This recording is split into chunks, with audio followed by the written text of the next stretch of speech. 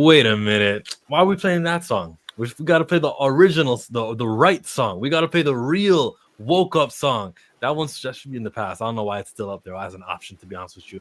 Got to correct that and fix it. But you're watching the afternoon woke up. It's afternoon, technically. Yeah, it's a little bit later than we'd like to begin, but we've begun. Hi, Chillmonger in the house.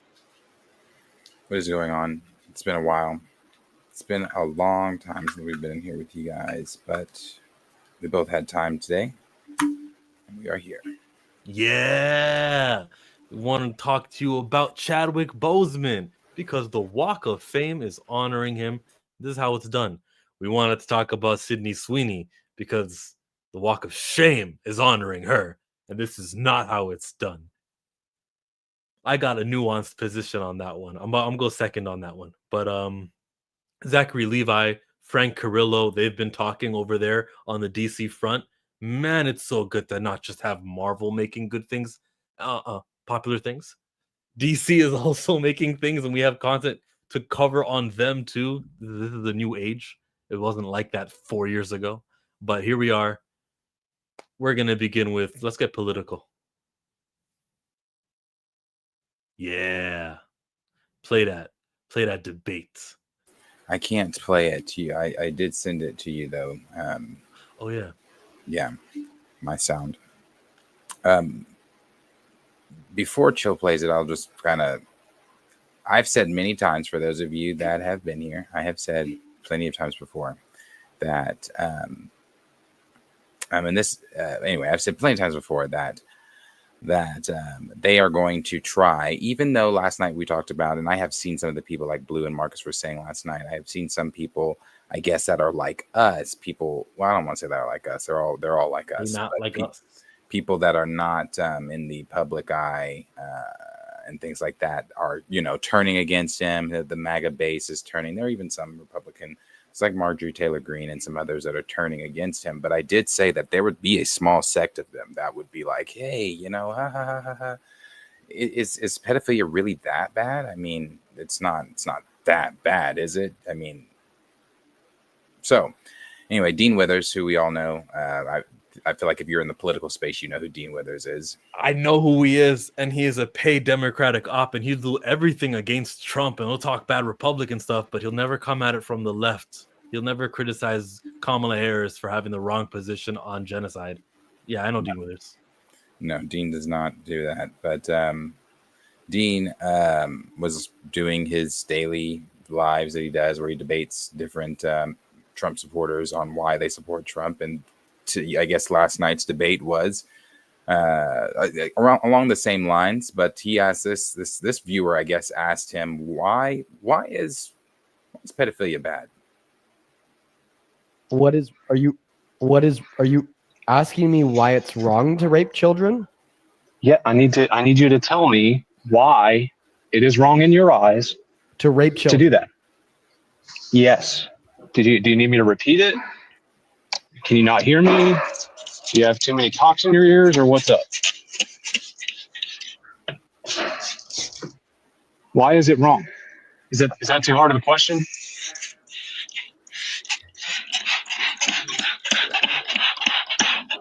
You can mute me with the background noise if you want. I'm ready to hear your answer.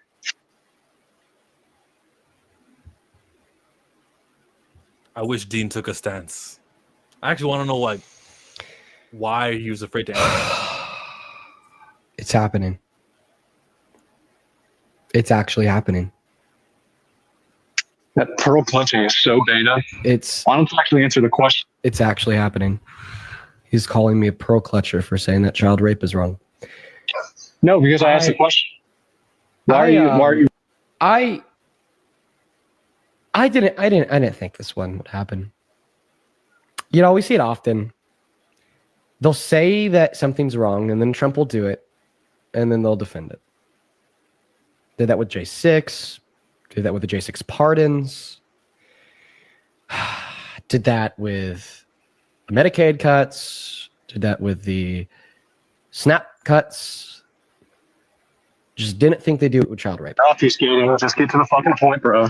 I just didn't think they'd do it with child rape. And now we're seriously at that point where Trump supporters are now saying that it's not wrong to rape children and asking why it is wrong to rape children. What? The MAGA guy was asking for criteria. I guess he was gonna use it against him and be like, well, the Clinton family did it. And so like Dean didn't want to give the criteria. Dean Withers, I'm telling you guys, Democratic operative, if he were to say what was wrong with it, then he could be, those words could be used against him. That's how I see Dean Withers. I know you probably don't. That's not why you showed this. You're right. The MAGA maggots, they're all about to, there's nothing wrong over there. Let's defend it. Trump did it, so it's okay. I get that part of it, but my Dean Withers spidey sense tingled. Yeah, my thing on this one, with, I don't fault. I do like Dean. I've always liked Dean. I don't fault Dean for not answering that, because again, like I've said, like I told you, we were watching it backstage. I wouldn't have had the patience. I probably, unlike Dean, would have blown up. Still not answering your question, but I would have blown up, because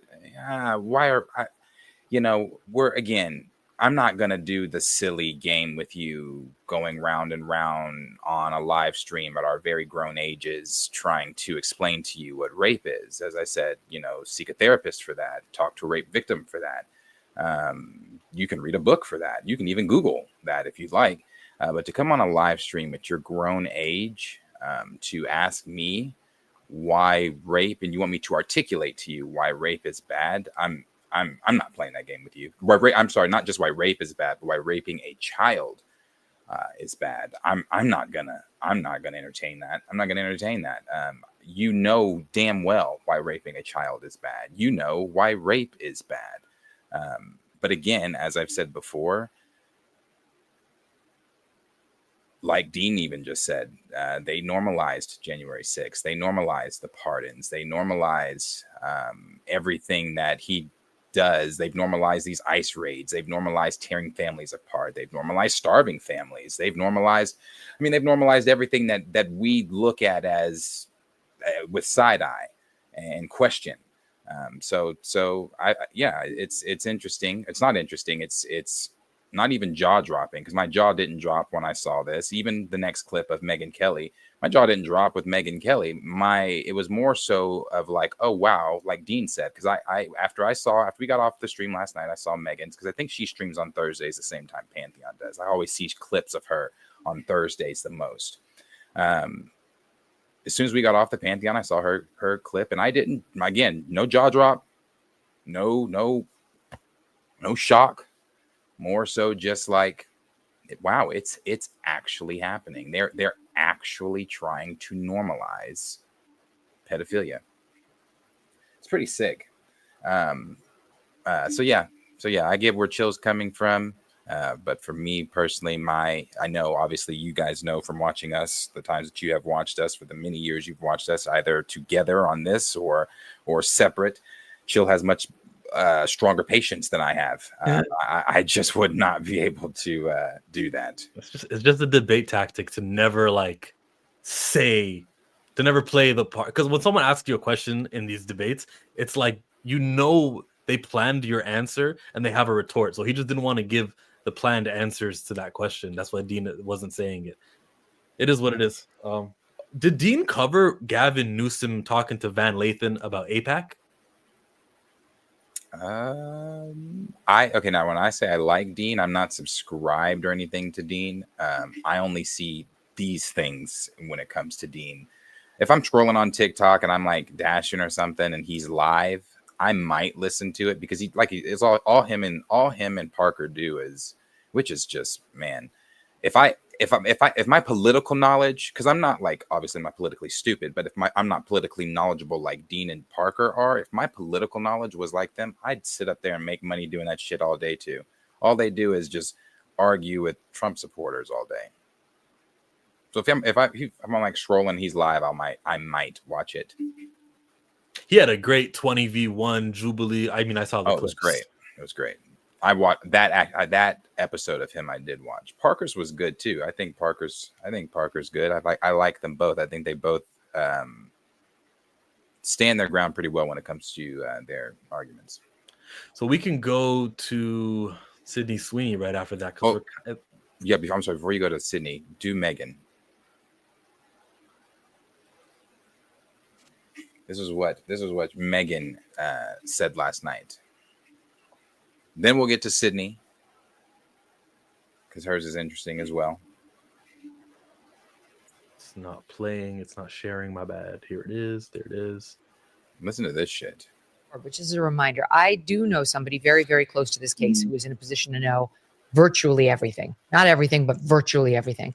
And this person has told me from the start, years and years ago, that Jeffrey Epstein, in this person's view, was not a pedophile. This is this person's view, who was there for a lot of this, but that he was into the barely legal type. Like he liked 15-year-old girls. And I realize this is disgusting. I'm definitely not trying to make an excuse for this. I'm just giving you facts. But he wasn't into like 8-year-olds, but he liked the very young teen types that could pass for even younger than they were. But What are we saying? Legal to a passerby. And that is what I believed. And that was what I reliably was told for many years. And it wasn't until we heard from Pam Bondi that they had tens of thousands of videos of alleged, forgive me, they used to call it kiddie porn. Now they call it child sexual abuse material on his computer. She said that like, oh no, he was an actual pedophile. I mean, only a pedophile gets. That reminds me of the Smart Guy episode. Remember with the surfing thing? Oh yes. Oh, I was gonna pause it because she said something that made me think. I'm gonna rewind to that moment. Still, she said, "Giving you facts that he wasn't into like 8-year-olds, but he liked the very young teen types that could pass for even younger than they were, but would look legal to a passerby." And okay, so she said that that's what she knew for many years, right? For many years, I've known that. You mean it's only being said now?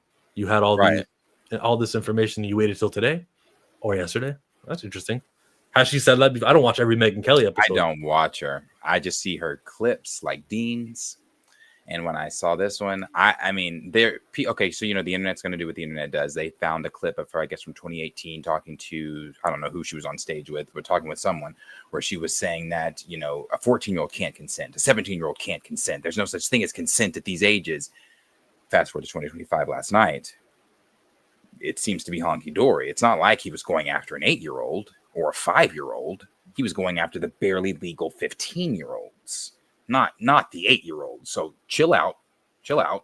Just the kidnapped and trafficked 17-year-olds. Yeah. So no need to get all angry. No need to be calling people pedophiles or anything like that because it wasn't 8-year-olds. It wasn't 5-year-olds. It was 15-year-olds. Not that bad. I'm telling you, it's so crazy. And it just, when she was just sitting there, so when I saw it last night, I was just like, it's happening. And even though she said, "Oh, you're like early in the video, I'm not trying to say da da da da," but and she hits you with the da da da da. It doesn't okay it. I think I see the mission. I see what they're trying to go for there. Yeah, no, it doesn't okay it at all. It's anyway. That's the world that now are. I don't know. We'll have to wait to see as this Epstein thing progresses or whatever comes of it. If more people because I one of the things I did think about this last night when I'm watching the clip, I would have loved to have actually been in that live stream to not talk or anything, but to see the live chat. How many were in agreement with what she was saying last night? How many were like, yeah, you know what? It kind of reminds me of that Boondocks episode where Ruckus was saying, you think about, you got 5 niggas' names in your head you hate right now if you just think about it. And then Tom was like, he's oh my God, he's right. He's like, I hate Kobe. I hate Jerome. So it's like, how many people were in the comments last night? But oh my God, she's absolutely right. It's not like they were 8; they were 15. Yeah. So we'll see. We'll see. But hey, don't lose your morals, people. Don't lose your morals.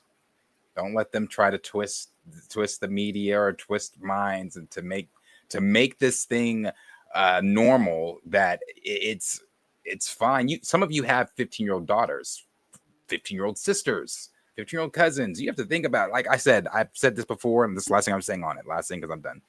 Then we can move to Sydney. Said this before. I think I don't know. Remember if it was when Josh and I were on with Chill, or Chill and I were on with Josh. But I watch, Gideon made his whole switch from prankster to now he's catching child predators, and then you've got Skeeter that catches child predators, and they all say the same stuff in those things, oh, I didn't know, and she didn't look 15, and all that kind of stuff. It's happening. But yes, Miss Sweeney. We're gonna take the opposite here, because I'm gonna be pro staying silent and not commenting, and then I think you might have the opposite opinion. Let's go to the question on GQ. We're sort of talking around this American Eagle ad right now, and maybe we should just talk about it. So, were you surprised by the reaction? I did a Jean ad. I mean, No. I did a Jean ad, JEAN. You know what I mean? Like, I respect that. That's how smart that is. How clever she's being right now. But I don't. That's the question. Like, did she really do a Jean ad or a Jean GENE ad? Jean ad.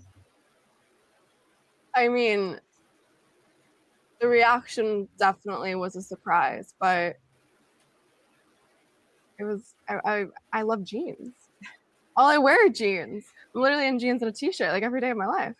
Jeans are uncontroversial. Jeans are awesome. Yeah, I like your jeans. You look great in your jeans. I think I know how you're going to answer this, but I'm going to ask anyway. I mean, the president tweeted about the jeans ad, or tweet socialed about the jeans ad, and that just seems to me like a very crazy moment. Wrong clip.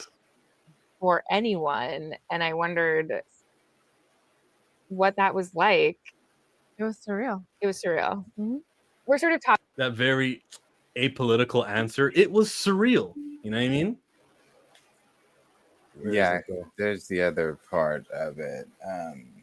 I guess I'll wait for her to say the other part, and you can go first on your thoughts before I give my thoughts on Sydney.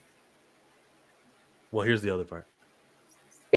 the criticism of the content, which was basically that maybe specifically in this political climate, like white people shouldn't joke about genetic superiority. Like that was kind of like the criticism, broadly speaking. And since you are talking about this, I just wanted to give you an opportunity to talk about that specifically. I think that when I have an issue that I want to speak about, people will hear. The criticism of Now, my issue that I have to go second. I don't think what I have is a go first thing. I think I have to go second. That's fine.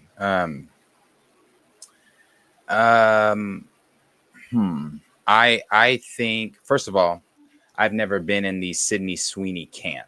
I've never been in the, oh my God, it's Sydney Sweeney. Make her this, make her that, put her in this, put her in that. Put her in She's my green so screen. beautiful. She's so this, she's so that. I think Sydney Sweeney is a very average white woman. I don't think that she has these spectacular looks like everybody says that she does. And on top of not having those spectacular looks, she also doesn't have spectacular brains. To me, she fits very well the character of Cassie that she plays from Euphoria. Both of them have the brains of a crayon box. She's not intelligent, and I feel like for her to show her intelligence, she had the opportunity to clear the air from the whole entire Jean ad that the president so proudly stood behind her on. She had a chance here to separate herself. The interviewer gave her two opportunities here. You had two chances. She asked the question in two different ways for you to clear the air, and yet you decided to put the answer out that when I have something to say, I'll say it. No, sweetheart, you should have something to say. People are equating you to a white supremacist. And instead of clearing the air and debunking those rumors, you said, when I have something to say, I'll have something to say. And then on top of that, you reveled in the fact that Trump tweeted you. It was surreal that the president, that the white supremacist president, of course, we flocked together, birds of a feather. So she had the opportunity here to clear the air, and yet she didn't. She picked the dumb blonde bimbo role instead of let me stand up and actually say, no, I'm not with white supremacy. No, I understand where the whole gene thing may have come from because of Donald Trump's involvement, but I literally just did a gene ad. I was just taking a picture. I have nothing to do with the white supremacy stuff. You had that opportunity and you squandered that opportunity. That's why your fucking film just failed. Let's paint this picture, Sydney. You're going after, you're trying to appease a crowd while playing in a film that your new film that just failed as a lesbian boxer who's domestically abused, who's trying to follow her dreams. Let's pin that to MAGA and see how that fucking goes. You think they're gonna go watch a movie about a lesbian domestic abuse boxer who wants to live out her dream? That's why your film failed, because you don't understand that the audience that you're even trying to poach your fucking artistic views to. They don't give a shit about that. So no, fuck Sydney Sweeney. This is another one. I'm glad another one of her films failed, and I hope that her career continues to plummet. Yeah, the cities that movie is playing in, or the towns, are not the ones that are MAGA country. It's called Christie, right? Christie released to 2,000 theaters. That's like half as many as big movies Minecraft have. It's not it's showing in New York City, that just voted for Zoran Mamdani. You can see it in San Francisco, I'm sure. Movie theaters in Chicago, DC, but movie theaters in some small town Kentucky, they're not really coming for that. So she is, I don't know, she gets what she deserves. But I did think saying it's surreal wasn't. It could be interpreted as Trump people would say, yeah, it is surreal. That's God, Trump talking to me. It's surreal. But also you could interpret it as, oh yeah, it's surreal, bro. The president is talking to me. I'm not really giving like a red Republican answer. But the reason why, three things. Okay, before I forget my three things, I will, because I lose my trains of thoughts all the time. I think that Sydney Sweeney doesn't need to validate an accusation by answering a question. I think every accusation ridiculous, some ridiculous, some like this one isn't too ridiculous, because we've seen her since.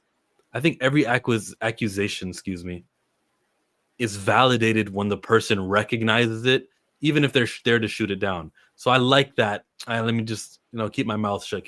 I won't play. But now I gotta turn the camera on the interviewer. Okay, interviewer is not an ally. The interviewer could have asked a more direct question with more wording. Not, hey man, since we're already talking about it, dude, how about you just like you want to address it? You want to address anything? The question should not be, do you want to address it? The question is, were you joking about genetics when you said gene in that commercial, or were you only talking about genes, Sydney? That, if she doesn't answer that question, if she dances around that, it's a direct. It's like yes, or it's an either or. When she doesn't answer that question, then I'm really mad at Sydney Sweeney, because you answered like the two other ones that were softballs also, right?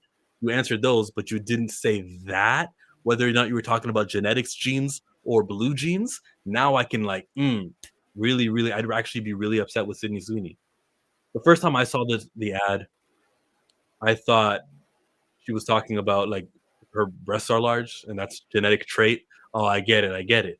Then other people were like, no, but like eugenics, right? And this whole gene stuff is what they believe in. White supremacists believe in. If you look at her history, she's taken certain photos, wearing certain clothings, certain circles. Sydney Sweeney may be on that. And like people were connecting dots, but it was still never damning. And I was always like, okay, like I was open to it. I think I lean towards F Sydney Sweeney. I know I do. I know she's of that ilk. I'd love to be wrong, but I mean, I'm going to go with my gut right now. And I don't think she's not beautiful or good looking. I think she's exceptional. But if I see a movie starring Sydney Sweeney, I don't go, gotta watch. I don't think, and again, maybe this is because I've never been in the Sydney Sweeney camp. There's never been anything that she's done that has made me say, "Oh God, Sydney Sweeney's in this. Got to see it." In fact, her season 2 of Euphoria, she was insufferable as Cassie. Not her acting, but I feel she connects so well with Cassie because in real life she is Cassie. Maybe not as far as like maybe she might be a hoe. I don't know.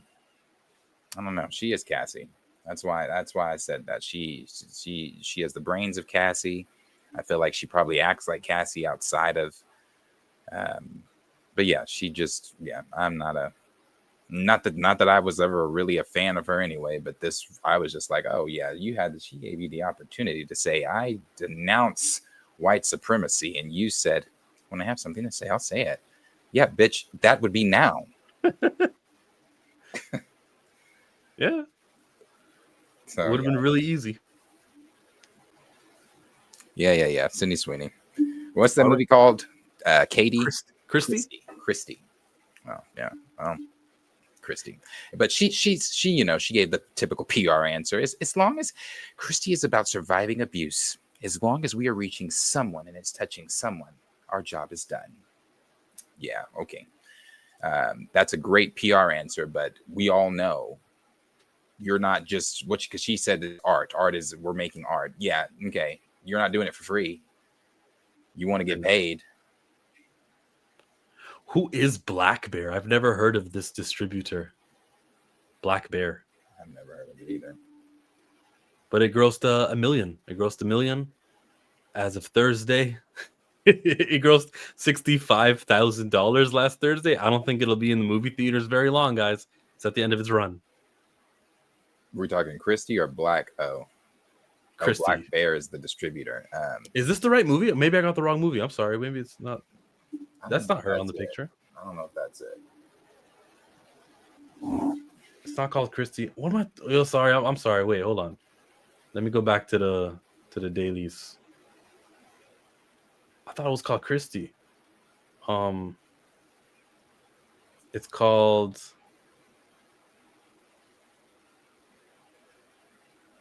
What? Where is it? Probably not even on there.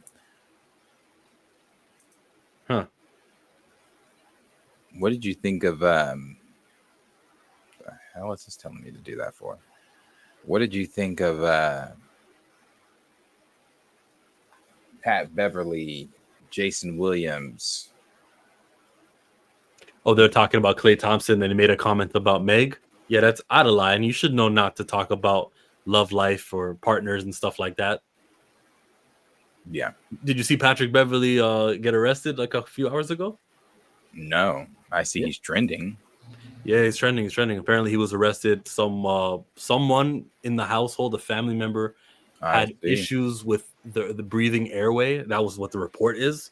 Now, I don't know. Could be lies. Could be the truth. Who knows? But like on the like after the Jonathan Majors story, I don't look at these and go and take them as fact. Like Jonathan Majors dialed 911 for his ex, and then the cops were like, "Hey, say he choked you. We can get you on restraint, strangulation." So I don't know. I just don't want to give that on Pat Beverly right now. Let's wait. I've never been a Pat Bev fan. Man, I guess that's two people in a row, Sydney and now Pat. Never been a Pat Beverly fan. I think Pat Beverly is a dirty basketball player. I think that also I was watching a video of him. I only saw again, I didn't know Pat Beverly had a podcast. I only saw this video because of the clip of him and Jason Williams talking about Meg Thee Stallion, the way that they were talking about her and Klay. After that, it played a clip of him and Trae Young. I guess he had an issue with Trae, something Trae Young said. It doesn't matter. But he was saying some stuff in there like just the way Pat Beverly was talking. I think he thinks that he's like on the level of I think I'm not going to say he thinks he's like on the level of KD, but I think he thinks he's like a superstar like them. I think he thinks like he's like on that kind of like that star. I think he thinks he has that star power, and I don't know who needs to tell him that, but he doesn't. He absolutely does not. I could see Patrick Beverly at champs in the mall and probably wouldn't dawn on me till I'm in the car. Was that Patrick Beverly? you know, so it's not. I don't. For that's just for me. Yeah, but the stuff he said about Clay and Meg, I'm like, is very disrespectful. But then Clay coming back talking about not coming back when he said he was out of his prime to make them even get on that conversation. Come on, Clay. Clay, he can't tell the truth and say he's out of his prime. Year 13. Is he? What year is he on?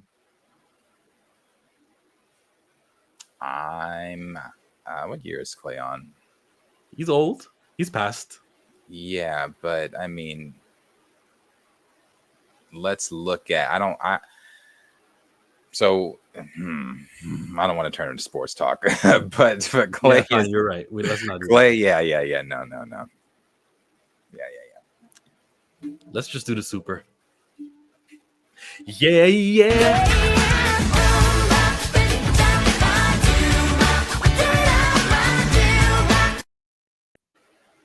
So I am too fly cam here comes in with the $2, says there's no such thing as apolitical in America right now. You think that every movie and every answer and everything has to be political? Maybe if apolitical is the wrong word that I use, then I should say it could be interpreted without being politically cheerleading for Donald Trump. When you say something like, yeah, the president has been talking about you, it's surreal, you know? Thank you. Next, we go Zachery Levi or Chadwick Boseman or Frank Grillo. Who you like more? Let's go for the third person I don't like. Let's go Zachery Levi.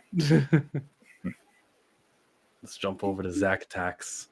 And Zachery Levi wants to return to the DCU. Now, he's got a movie coming out. It's out right now. Sarah's Oil. We reacted to that trailer. It looked good representation with that young character who like inherits the deed to the oil rig. Is that how it goes? It was in your neck of the woods, wasn't it? Yeah. Sarah's family were slaves here. She struck oil as part of the land allotment. She was awarded that land had oil. She became like a millionaire at 13. That movie, sick movie. He's an actor there. So he says that Zachery Levi still hasn't given up on the idea of returning to the big screen as Shazam, but he'd also be open to playing a different DC Comics character. Basically, he's doing what every actor does who's been a superhero. While they're promoting their indie movie, their low budget movie, their small movie, they go, how do I get press and coverage right now? How do I get attention on me? I talk about the character I played. So he talks about Shazam. He says Zachery Levi has not had the easiest time of things in Hollywood over the past while, and has admitted that he pretty much committed career suicide by sharing his anti-vax views and endorsing Donald Trump for president of the United States. Levi played the titular superhero in Shazam and Fury of the Gods. And while the first movie was very successful, a lot of people seem to grow a little tired of the character's antics in the sequel. The movie was a bomb, and James Gunn Safran took over as co-heads at the new DC studios. The chances of Levi ever returning to the role seem to go from slim to none. Timeout. At Fury of the Gods, James Gunn's wife, what was her name? Amelia Everhart is her name? She showed up and she was like, hey, yo, join the team. So maybe Shazam was going to be part of the Justice Gang. Maybe. But they didn't change their minds. So the quote goes, the audience score is still quite good, but the critic score was, I don't know, very oddly and perplexingly low. And people were insanely unkind.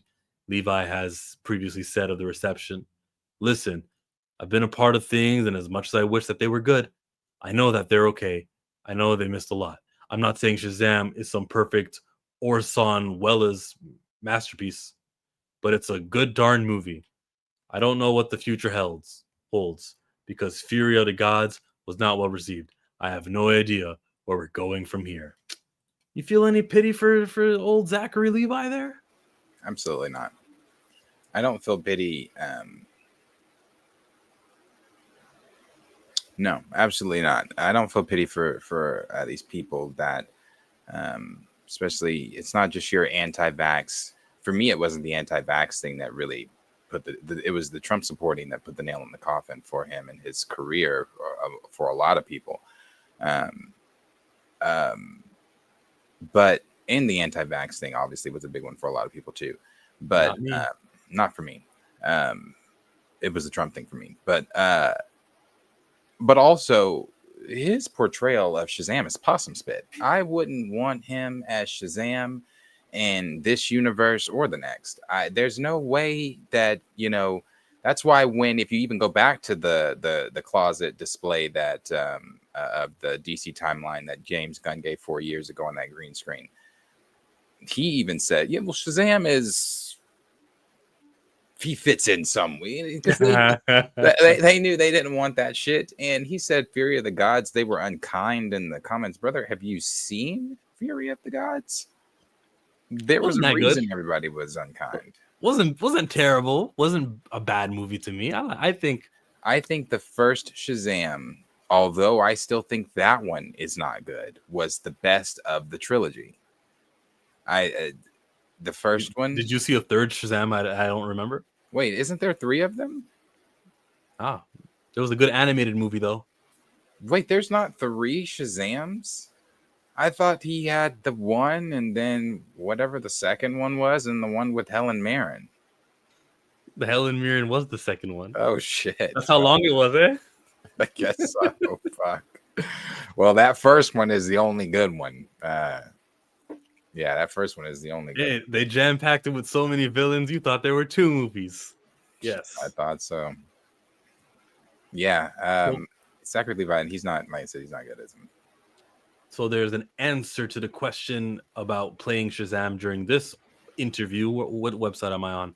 I'm on the YouTube channel Feature First. Question is to Zach.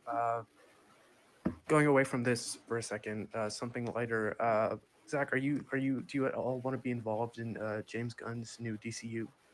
Oh yeah, I mean, listen, I love playing Shazam. Mhm. It was one of the most fun experiences. I grew up watching Christopher Reeve Superman and Tom Hanks in Big, and I got to be both in one role. Yeah.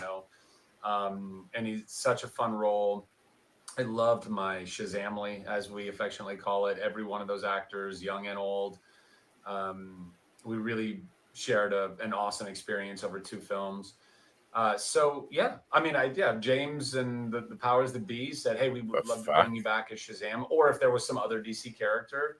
I love comic books. I've been reading them since I was a kid, and so long as it was something that was, like really worthy, like a character or a story is like, oh wow, that's new, or that's different, or that hasn't, that's a flavor that we haven't really seen yet before. He just wants to. There are so many superhero movies at this point, and so you just want to. That's one of the things I loved about Shazam, is that he was very specifically different than most other superheroes. Stop the cap. But yeah, I mean, listen, I think that would be a lot of fun. Yeah, Great, bullshit. that's all I have for you. Bullshit. And I'm saying all that because, again, he came out as the Trump supporter. So as I've said many times when we talk about Trump, it's not just your vote. It's not your political view as the reason why people are side-eyeing you. It's the fact that you are still supporting him because your morals and viewpoints align with his moral and viewpoints. Does he not know that his Shazamly are all different people of color? So if I'm Megan Good, or I'm the Asian dude from 13 Reasons Why, or some of the others that are coming on, I'm thinking to myself as Megan Good, I've seen, Zachery Levi also supported Charlie Kirk. So do you think that I don't have the brains, cognizance of to do X, Y, and Z, blah, blah, blah? Do you think I have the brains to even read this script, Zachery? Like, no, bro. No. Bye. Stop the cat because you don't care about you. No, stop. Feels like being two-sided with the Democrats right now. Yeah, that'll get you hate. Siding with the Republicans, that's gonna get you hate too, and tickets won't sell. Yeah, pretty polarizing.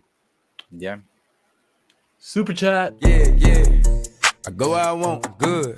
Play if you want, let's do it. I'm a young CEO, sure. Yeah. I'm Too Fly says, Levi, get that meme of Mr. Krabs. How do we tell him? That's one of my favorite memes. And that, first of all, SpongeBob itself was just iconically hilarious. But that's a funny one. Yeah, my favorite SpongeBob moment, the Krusty Krab, came out of nowhere. That just Man. voice, that was funny. You know, I was that was one of the that wasn't the first episode. I think it was one of the first episodes, and it was in the first season. I don't know why it's burned in my memory, but my mom, growing up, she owned a. I think I told you this. She converted. She had the daycare, and I remember specifically 1999 sitting watching that episode after school, and it was the Krusty Krab pizza episode. Yeah, SpongeBob's been around a long time. I hate what they've done with him. I hate it. This new animation style, I hate it so much. So I refuse to support it. But SpongeBob is classic, man. One of my favorite episodes. Like, there's so many favorites, but one of my favorite episodes is the episode where Squidward's going against Squilliam for the Battle of the Bands, and they perform at some halftime show, and that shit is just iconic. Great SpongeBob shit. Yeah, I love that one. Mr. Krabs is a great character. His daughter, what's the whale name? Pearl. Pearl. Mr. Krabs is the best, though. $1 million. Mr. Plankton, Krabs. that's the smelly smell that smells smelly. Mr. Krabs was good.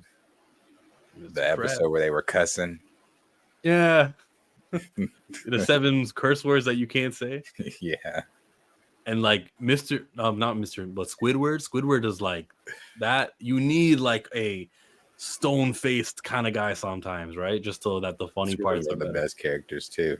One of the best characters too. The episode where Mr. Krabs took them on that hunt for the treasure based off of the Flying Dutchman board game. And when Patrick and SpongeBob realized, it's just funny. I'm Squidward. Yo, one time I remember that SpongeBob was watching something on TV. I think it was like snails or something, and then and he changed the channel. Like, basically, they're trying to implicate that he was watching some adult humor. Patrick was a dumbass. That was a great character. Why are you mad? I can't see my forehead. Oh shit! That's just funny. When his parents came, and he said, "Marty, who are you people?" Or when he said, or when they told Mr. Krabs, when Patrick told Mr. Krabs, he said, "East? I thought you said Weast." He said, "Weast." Sweet.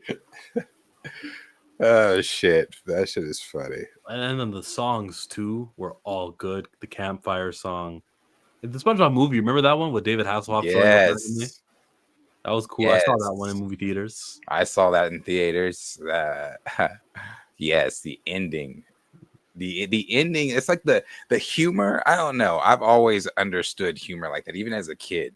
But like the humor, when SpongeBob is giving that speech at the end of the movie, he's like, "I made it to Shell City. I rode the Hasselhoff," and like he's got the microphone, and Plankton's trying to calm down, and like all the smoke starts to come around him. He's like, but you know, we the extras aren't supposed to notice that shit, but Plankton's like, "What's going on?" Mm-hmm. This shit is so funny. That shit is so funny. Funny as fuck. I haven't seen it. Paul, tickets didn't sell well for Captain America: Brave New World either. Is there politics behind that too? Yeah. When Anthony Mackie was like in Italy and he did the interview where he said like, "Yo, you don't have to be American." One of the values he stands for isn't just America. He had like a political answer that pissed off people there. Maybe people just aren't interested in a female boxer movie, or sports movies don't hit anymore. Not everything is political. Sometimes things just aren't interesting. I guess you're right there. Could be. It's mighty interesting though that again, when you look online, and especially on TikTok, when you're looking on TikTok and she's trending, and you click on her name to see, oh, why is she trending? And it's scroll of stitch videos of people just congratulating her on a failed video and then going into the examples of why it failed. There were so many people on TikTok saying this was your opportunity to denounce white supremacy, and you chose not to. So yeah, on one hand, you can say not everything is political, but on the other hand, you could say it might be a bit of political. It was a political question. We got political. We were there. And there was like 3 questions that were in this realm of the jeans ad. And the third one was, would you like to address it? And she said no. And she was like, she said, when there's something I have to say, then I'm going to go and say it. All right, cool. I can read between the lines. I'm entitled to believe what I believe. I'm Too Fly says, SpongeBob told Squidward, that's 2 things in the house that don't work. Nah! You know what I liked? When the Super Bowl happened like 3 years ago, and it was on CBS, and they own Nickelodeon. They had like an alternate broadcast with SpongeBob. It was unique. I saw lots of clips. There were kids, I had my mom was I grew up in an all black church until we separated from that. I've said many times, I want to do it. I want to do it. I want to do it. I want to because I, again, grew up in all black church. I wasn't the only kid. I was a lot of us. I mean, I was in the kids choir, we had the kids, all types of stuff. So we all still know each other. We all still talk and you guys things gonna like that. Team back up and you're gonna sing Joyful, Joyful? Oh God, no. But I have talked to them about, because they know I have a YouTube channel. How would you guys feel if I got you guys all together and we did a big video of what it was like growing up in a black church? Because we all have different stories, trauma stories. So it's not. So I've wanted to, anyway, growing up in the black church I grew up in and things like that, it was brainwashed. A lot of our parents were brainwashed.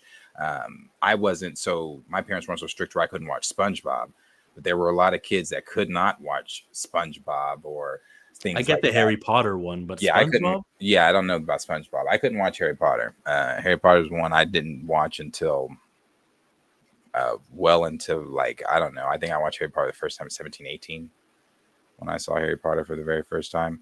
Okay. Well, all it takes is one parent to watch Cow and Chicken.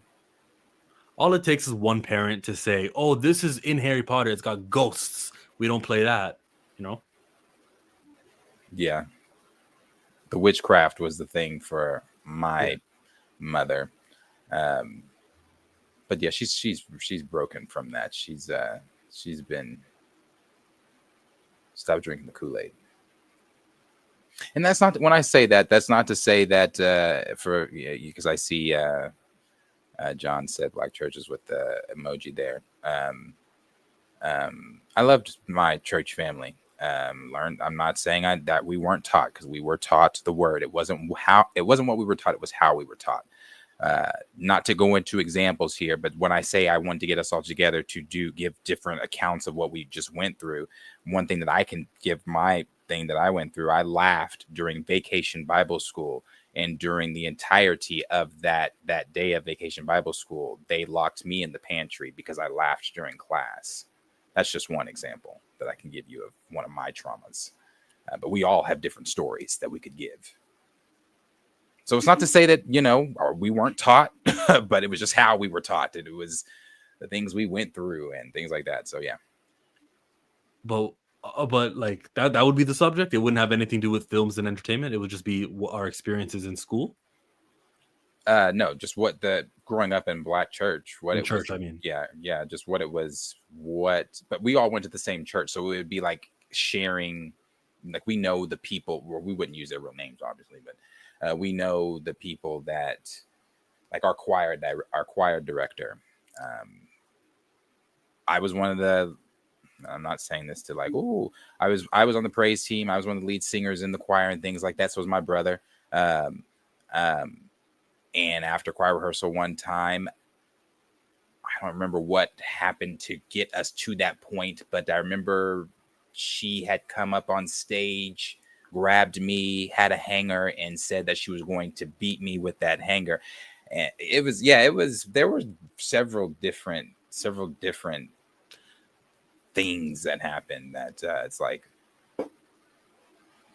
Isn't that a reflection of the people there and not the religion? Oh no, definitely not the religion. I'm not saying the Christian. I'm still a follower. I'm not saying that. It is. Oh, you don't want to come over to Islam, no? No, it is definitely the people. It was definitely the people. It was, but you know, I don't know, man. Black churches are different. It's not. I'm not saying that it was bad. It was just like they were teaching us how they were taught. It was trauma casting trauma. Yes, and I remember reading something or watching a podcast. It wasn't reading.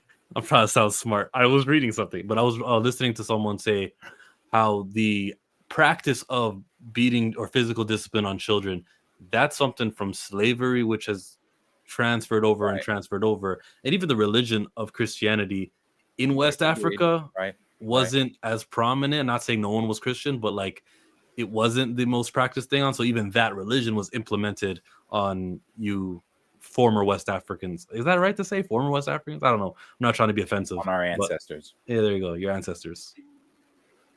Yeah. No, it was trauma passing trauma, you know. We didn't know any better then, you know. Obviously as kids we thought things, said things amongst ourselves or whatever. But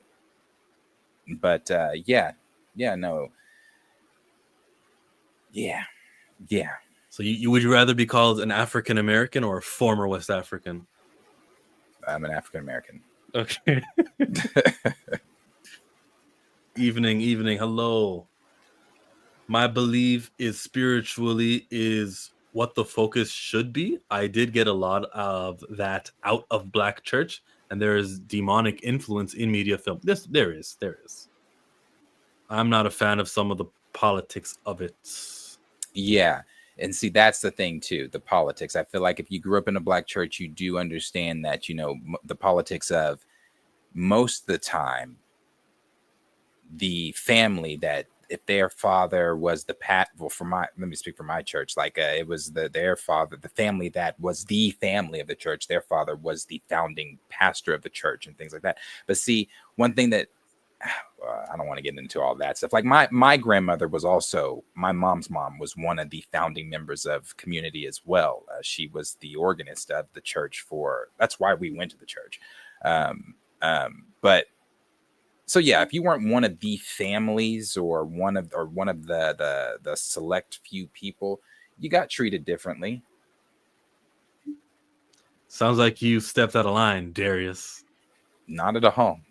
Darius definitely still had I was a smart ass mouth, but at the same time, I remember that day specifically. I think that was the day where I officially stopped drinking the Kool-Aid, when she grabbed me with that hanger, because I even with the hanger in my face, I was still talking back. My parents were out of town, and my brother, I remember, was like kind of in shock, like, oh my God, because you know, me and my brother would go home and talk about like, ooh, I would say this, and he was like, oh my God, he's saying the things that we say we would say. Because when we got in the car from our person that was watching us to pick us up, he was like, oh my God, he's like, Darius, I cannot believe you da. He was like, Mama's gonna beat. So all this stuff, but yeah, like that's the day I stopped drinking Kool-Aid, because I remember I was not in the choir anymore after that. I quit. Yeah, my mom allowed me to quit, but obviously, yeah, it was just a bunch of different stuff. Well, you know what your mom wouldn't allow you to watch? The Devil Wears Prada. And here's the trailer for episode 2.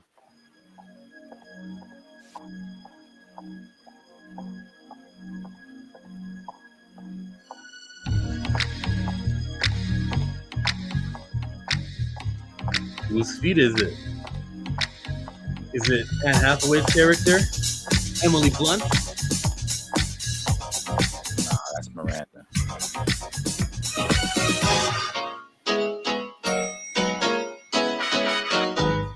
Miranda?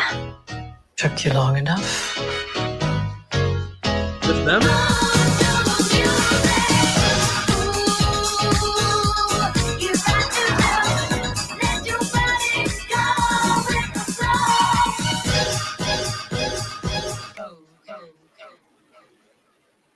Hey man, it took this long, but what a great movie the first was. Culturally relevant.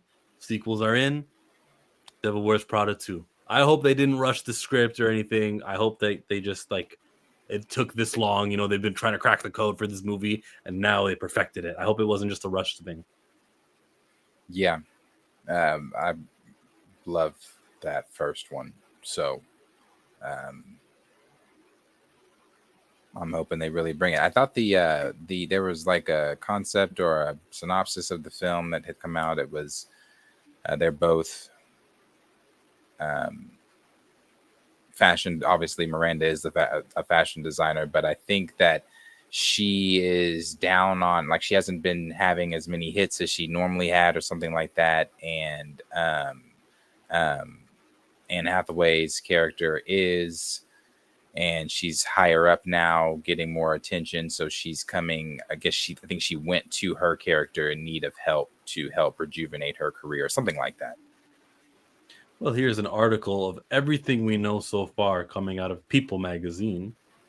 And they tell us get rid of this Black Friday. There we go. It's gone. So it's Get Out Your Florals, Devil Wore Prada is coming next spring, a sequel to the 2006 film. Blah blah blah blah blah. The original film, blah blah blah blah. 326. Here's what we know so far. According to Variety, the sequel follows Priestley as she navigates her career amid the decline of traditional magazine publishing. Yeah. And as she faces off against a blunt character, now a high-powered executive for a luxury group with advertising dollars that Priestley just desperately needs. Okay, that explains why Emily Blunt's character, she wasn't at the elevator, you know? So that's good. The movie could also incorporate plot points of the book sequel, Revenge Wears Prada, The Devil Returns, which was released in 2013. The novel takes place nearly a decade after the original and sees Andy and Emily come together as top magazine editors when Miranda comes sneaking back into Andy's life. Perfect. The book sequel came in 2013, so after the movie, they go, if I write another book, they'll make another movie. Smart. And then I think Devil Wears Prada also had gained. I mean, it was successful, I think, in it when it was in theaters and things like that. But I think it was one of those movies too that gained a big cult following after. Yep. I first watched it on streaming. Yeah, I didn't see it in theaters. I watched it on streaming. I didn't see it on TV on reruns, but I had a streaming service at Disney Plus, and I watched it and I said, "Oh, what a great movie that this was." And yeah. I'm not alone. There's lots of people, and Disney do have their streaming data. They know Moana was a hot movie. They made a Moana 2, and guess what? Look how much money they made with the Moana 2 movie. That was $1 billion movie. So it's tried and true. If the Disney Plus streams of The Devil Wears Prada were so high, they warranted paying Anne Hathaway and Meryl Streep and everyone the money that they are going to pay them for this movie. That budget for the old one, I'm sure it was 50 million maybe. The budget for this movie, over 100. You're going to get your returns. And you got the fabulous, very talented, legendary Meryl Streep. I thought you were going to say Anne Hathaway. Okay, Meryl Streep too, yeah. Anne Hathaway too. The image of her, not to even just segue, but the image of her, they put out those images from the Odyssey. She just this movie is going to be so good. This could be her third Nolan film because she was Interstellar and Catwoman in Dark Knight Rises. Yeah. Yeah. And just the image that image of her was great. Great. Who's she playing? Is she one of the goddesses or is she You talking about Anne Hathaway or her character? Her character. Yeah. I love me some Anne Hathaway, so respect to her. I like her too. And her career has only gotten hotter and hotter and bigger since that 2006 movie. So there's more reason to do Devil Wears Prada 2. Oh yeah, like I said, the cult following that the Devil Wears Prada has. Yeah, people are going to flock to see it. I'll be there. I'm straight as can be, but I'll be there opening weekend with my lady for Prada. Yeah, I'll be there. Okay. I'll for sure be there. It's a great one. I heard the boyfriend is not in this though. No, it didn't say he was in it. Oh, so maybe she got big and he couldn't handle it because he already didn't like how much time she was spending with Miranda. So she's bro, you know how they got the diversity requirements and stuff? The movie was too white for 2025, and they said, let's just get a black husband for the main character. You think they got our Yahya Abdul-Mateen? They got her Lakeith Stanfield. Get ready for that controversy, baby. What was wrong with the old relationship? We liked it. It proved that men could be and you could, and now they just crapped on everything. That's what they're gonna say. They better get ready. He ain't in it. Tartar sauce. Ain't in it. But I'm ready to see this one. I'm a big Meryl Streep fan. I like her a lot. Super chat. Scared money don't make no money. If I ever go broke, I'ma take your money. I ain't never drop a dime. Take your money. Thank you, I am too fly. Can y'all react to the ST11 training scene? What does that mean? ST11. I'm not sure. I got asked a question earlier when we were talking about sports. About, Stranger Things 11. About the Warriors and having, if they I forgot what the question was. If they traded, what was the question? Yeah, you said Darius. What if the Warriors trade JK and Pods? Yeah, get Pods, sit Pods the fuck down. And got Anthony Davis and Clay back to the Warriors. You think? I don't think. First of all, I don't want accident-prone, hurt every other minute Anthony Davis. I also don't want Clay back. You know, as hard as it was for me to even say goodbye to Clay, Clay needed to go. Clay hasn't been the same since the injury. That's what I was going to say earlier when we were talking about him. Hasn't been the same since the injury. What I wanted back, damn it, was KD. That's who I wanted back. I wanted KD back. But because of the number 23, yeah, that stuff that went on between those two and all that kind of stuff, I know. Okay, and he talked about it in the Starting Five Netflix special. He said he didn't want to mess up what they had going on over there, or whatever the fuck. He said coming in the middle of the season like that and not messing up what they got. You know, like I said, as much as I hate to admit it, we're done. The Warriors, our reign, we haven't had our last. Steph's last ring, unfortunately, was his last ring. They're not getting one with Jimmy. I'm looking at it, and it's early. It's the regular season. I do this a lot. We could get to the middle of the season. Playoffs is always a different season. Plus, we have to make it to the playoffs first. But we're playing like real dog shit right now. Steph has a good night, and then they want to all talk about, oh, Steph went off. Okay, yeah, but the other night we just got beat by Minnesota or Sacramento. We got beat by Minnesota. I mean, we're getting beat by. We're not to say that these are slouch teams, but we're not playing good at all. We're not playing good. I think the game that they got smoked by OKC, it's frustrating to watch. And yes, I know the season just started, but it's still frustrating. You know, I feel like Cooper Flag. I'm not used to losing like this, so I don't like this. I don't like it. I don't like it. It's not fun. It's not fun. Meanwhile, you got OKC over here can't lose a damn game. Do what I did. I just switched sports. I like the Blue Jays now. That's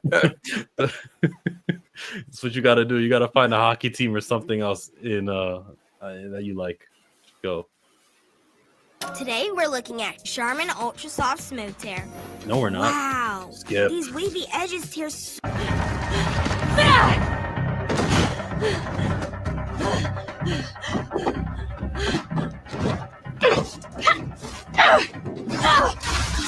Damn, man.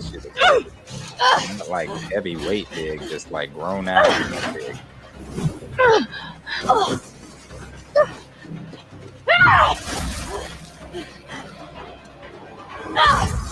Nice.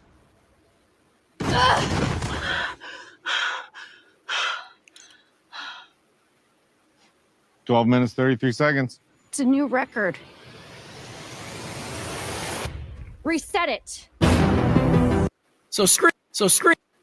Link your RBC debit. Yeah, these are not children anymore. She looks like a grown ass woman out there. So fucking can't wait for this. I'm so ready for this. So ready. I will be there in the theater as well for the finale. I just need to know when these tickets are dropping so I can make sure I get mine. I love that idea. I hope it's not on a Friday. Please make your finale. You know, the movie theaters, they got movies on Friday, Saturday, Sunday. But when it comes to the TV show, make that a Thursday attraction, a Wednesday attraction, something else just to help them out. Yeah, the whole finale in a theater thing. It's a good idea. So yeah, I'll be there. I've seen movie theaters do like church services because it's just great. You know, got these big seats, you got a little TV, do presentations. I've seen because there's a university downtown Toronto, and they've used it for like lectures and like it's basically a classroom and they would rent it out. And I thought like that's genius also to use the movie theater for like school. You gotta be innovative and creative, like with what you use your space for. It can't just always be movies and popcorn. There's like a hallway where people go from. Is it a hallway? Well, a foyer, a lobby area in your movie theaters. How do you make that an attraction? Think smart, think hard. Like really, don't just rely on. Oh well, the studios gave us a bad movie, and that's why we're not really succeeding. Do something different, bro.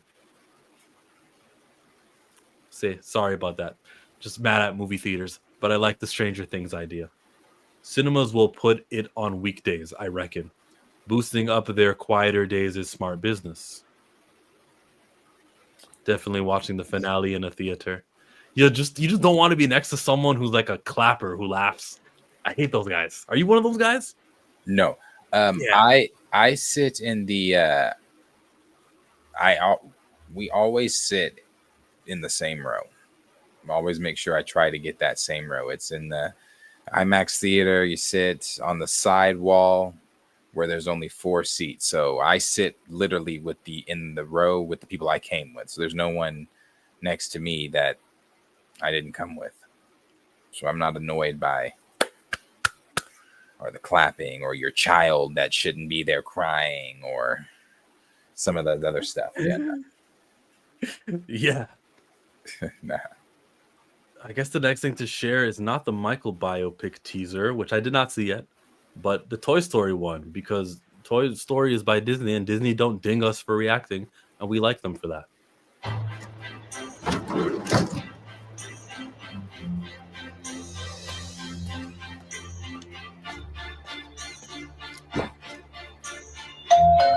Bonnie, there's a package for you.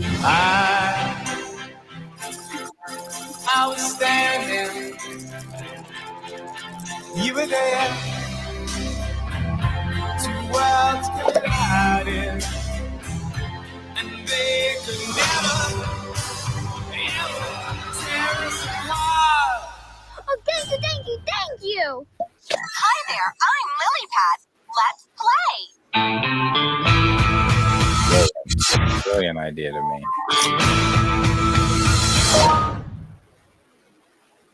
Brilliant. I mean, obviously I guess iPads were during Toy Story 4, they were a thing taking over. Kids had them, but I think it's way more of the age now of the iPad, so they couldn't really do that story concept then. But I think this works. I think it works. I don't know that, again, I agree with what Marcus said. This doesn't need to become the Fast franchise where we are on Toy Story 11, and it's like fighting our way back to Andy, and then it's like, I don't know, they end up on Andy's porch, and he's like, hey, these are my toys from when I was a kid, and he passed them down to his kid, and then now we're on Toy Story 12 with Andy and his kid. And so I don't think it needs to get to that point. I still say 3 was the perfect ending, but I like this story concept with the lily pad.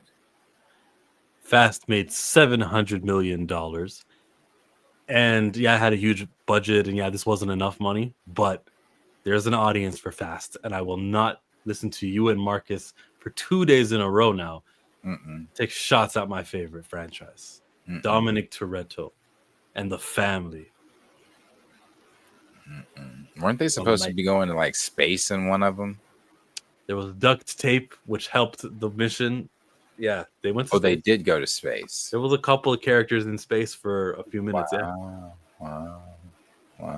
They had to get the satellite to triangulate God's eye. I tell you, something convoluted. Yeah, the last one I watched was Paul Walker's.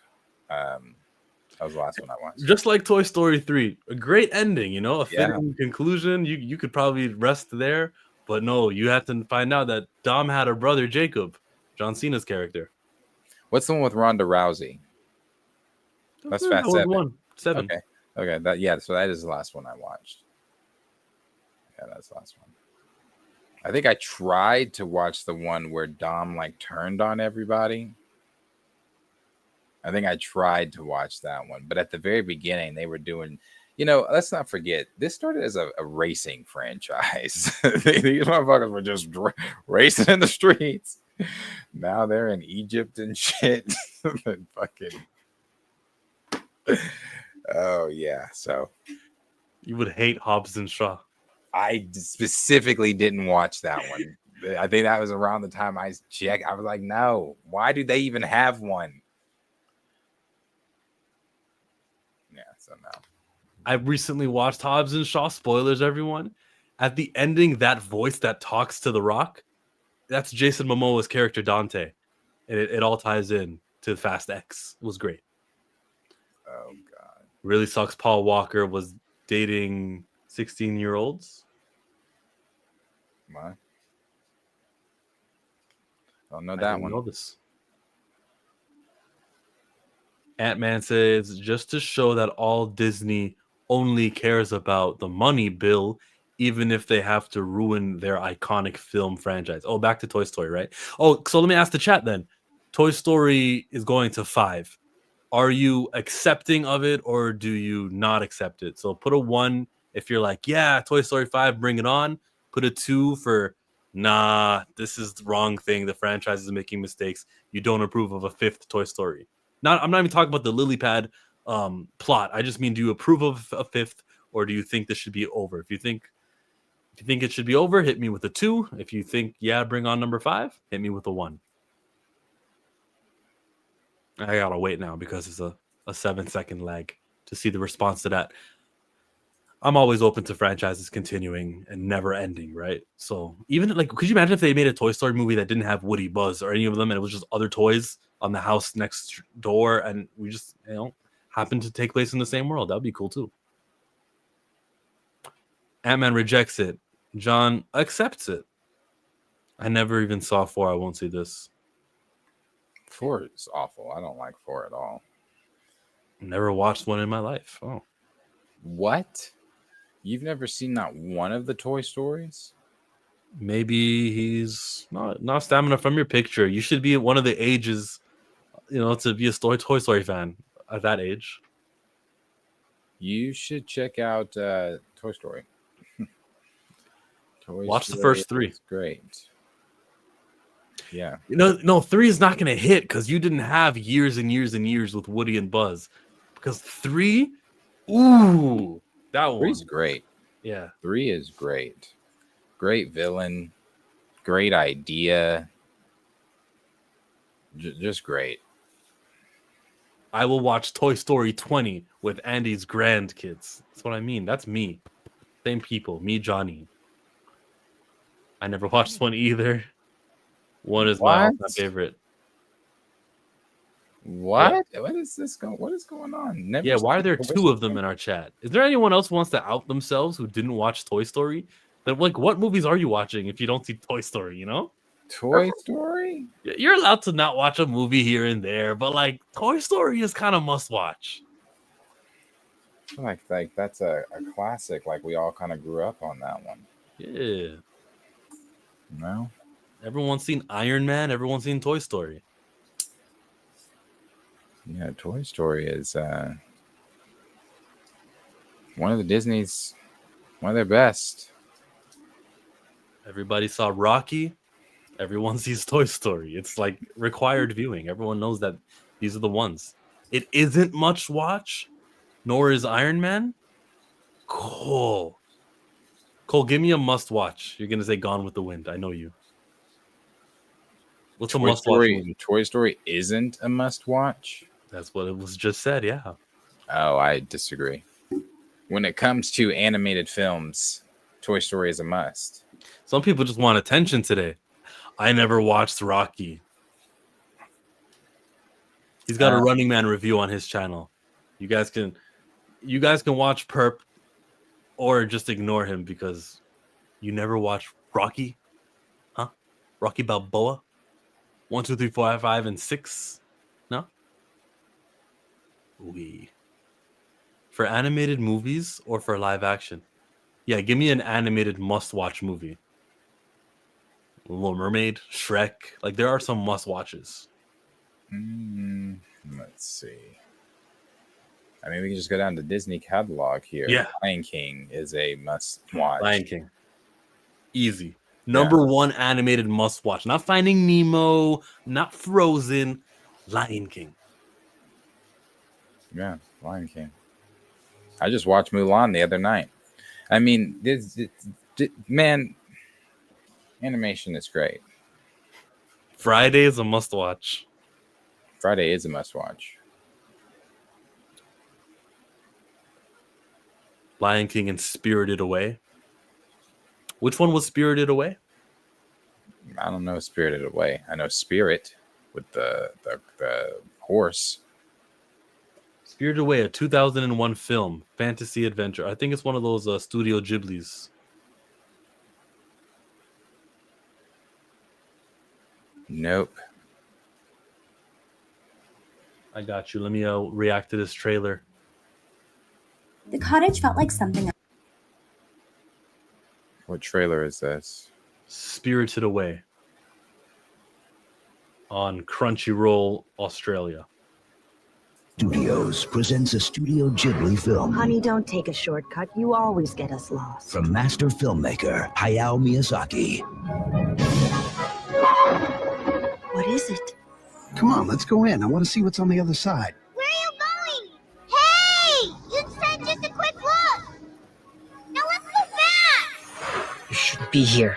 Get out of here now! What? Leave before it gets dark. I love We've this. got to get across the river. Go! I'll distract them. It looks hand drawn. We watched this. Where did we watch this? We've watched this. Yeah. We watched this. Because I remember this. Be afraid. I'm Master Haku. No! I just want to help you. No! In worlds seen and unseen, where spirits are transformed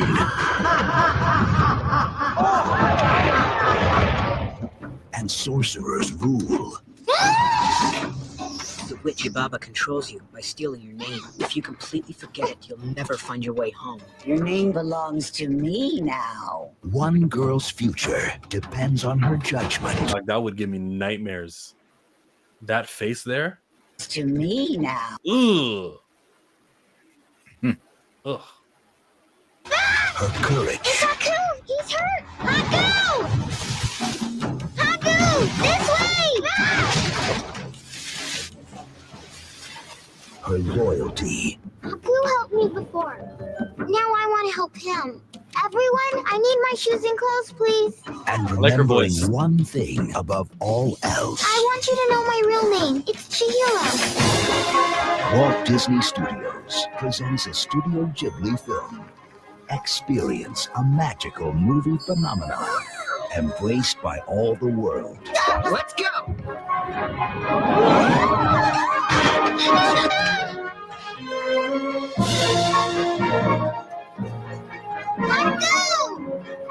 This fall, prepare to be spirited away.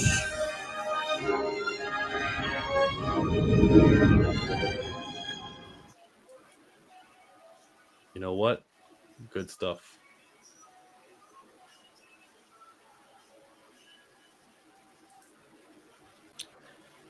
I'm from Philly. I grew up on Rocky.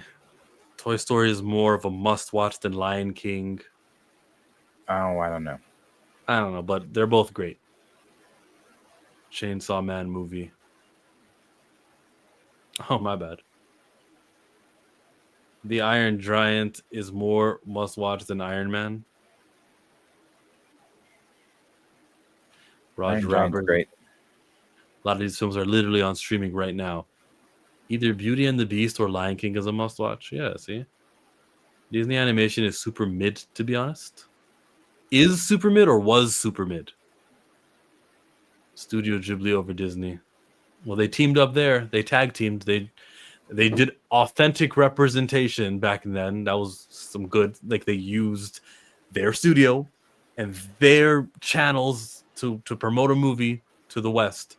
And Disney worked with Studio Ghibli. That was a great collaboration. They don't do that no more. I was already an adult by the time Spirited Away came out. This is different to me. It is the GOAT Miyazaki. Right. Right on. Let's go to where is it? That Park Place. And they had an article about DEI that I saw that Walt Disney did like a quarter full report, and they didn't mention DEI once in it. They had like a place for DEI, and it's not there anymore. Diversity, equity, and inclusion no longer is part of Disney's. They've dropped it. So here is the article. Copy, paste, share screen. So as I say, to stall. Here it is. Disney officially drops DEI programs and shakes up executive team after disappointing quarter 4 stock results. Okay, so the angle that the article is going for is being pro-white and not doing diversity, equity, and inclusion is a good strategy. That's what they're trying to say, because that Park Place has a reputation. Huge moves are happening at Disney after the stock dropped more than 7%. Following a rough quarter 4 and the beginning of Bob Iger's final year as CEO. Turns out the company Walt's built might actually be dropping diversity, equity, and inclusion initiatives substantively rather than projection many anticipated. Here. Walt Disney is making 2 notable moves in its human capital strategy that together point to a significant reframing of its diversity, equity, and inclusion posture. First, Disney has rebranded a key executive role with Tanisha Agramonte, now listed as a senior vice president and chief opportunity and inclusion officer. Second, the company's recent Securities and Exchange Commission filings omits references to diversity, DEI, or D&I, marking a departure from prior disclosures. Agramonte originally joined Disney in 2022 as the Vice President of Diversity, Equity, and Inclusion Talent Outreach Development. And I'm going to pause just to go see a picture of her. And that is what she looks like, so we all know. Okay. That's what she used to be, the chief of the DEI, and now she's not. According to other... Where is it? Here. I just was here. Originally joined Disney in 2022. She was elevated to a senior vice president and chief diversity officer, reporting to senior executive vice president and chief people officer Sonia Coleman. According to Disney's current leadership page, Agramonte now carries the title senior vice president and chief opportunity and inclusion officer with responsibility for opportunity and inclusion strategies. So they renamed it, okay? Same woman in charge with the same values, but it's like the Department of War is now called the Department of Defense. That's what they did. They're trying to eliminate DEI, so you can't find it if you use Control F, but they're still going to be doing the same things that they've been doing. It's very chicken shit, and the old way wasn't working. Anyways, the old DEI was let's get Yahya Abdul-Mateen to play Wonder Man, not let's launch Blue Marvel or let's do a Blade movie. You know what I mean? Like, I really don't care. But it's worth noticing and talking about how Disney steers away from DEI. While Disney has not publicly issued a detailed rationale for the title change, the new wording, opportunity and inclusion, rather than diversity, equity, and inclusion, aligns with broader corporate trends of reframing DEI language toward opportunity or belonging, culture. Move suggests an evolving focus from explicitly naming diversity or equity to emphasizing access, inclusion, and doing so under the broader lens of opportunity. All I gotta say is, do you have a problem with that? I know I'm reading the work of a racist.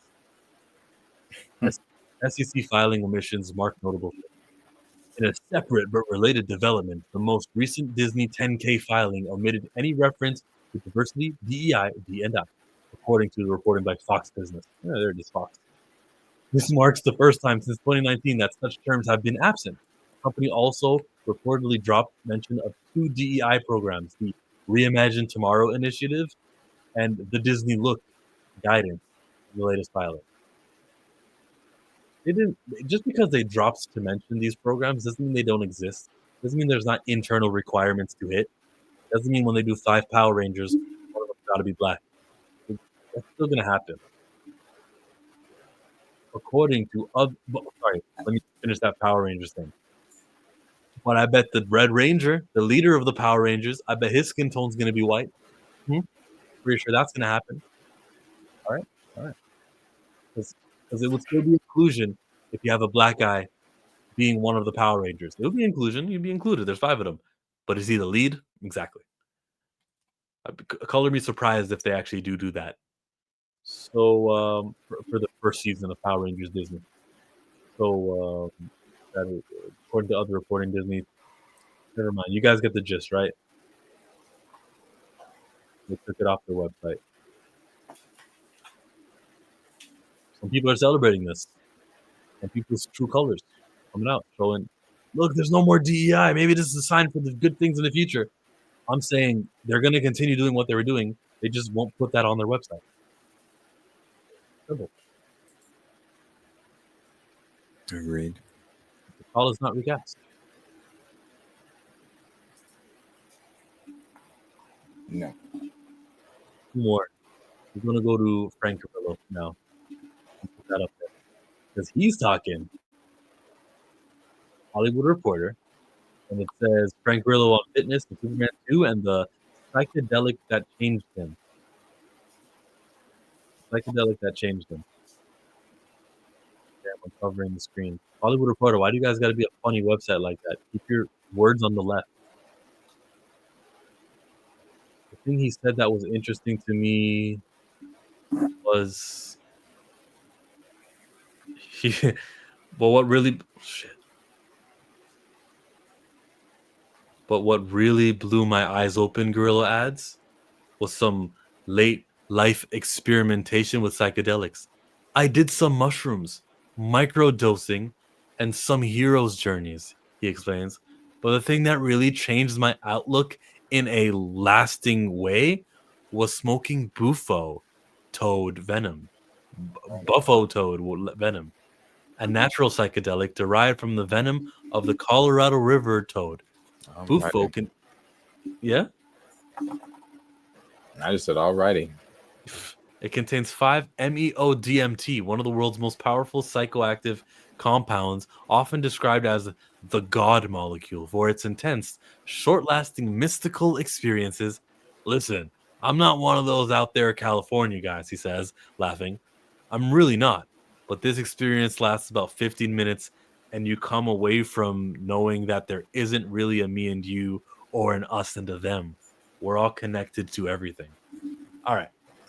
That was the first thing that caught my attention. And I thought, like, we're in such a different time when guys can openly talk about their drug use and not be worried about their job. Is that like because James Gunn is chill and you could say this? Would he not say this if his boss was somebody else? So a more suit and tie type guy?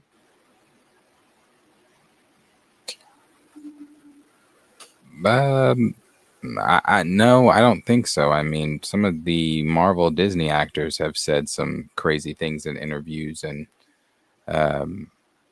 or whatever, but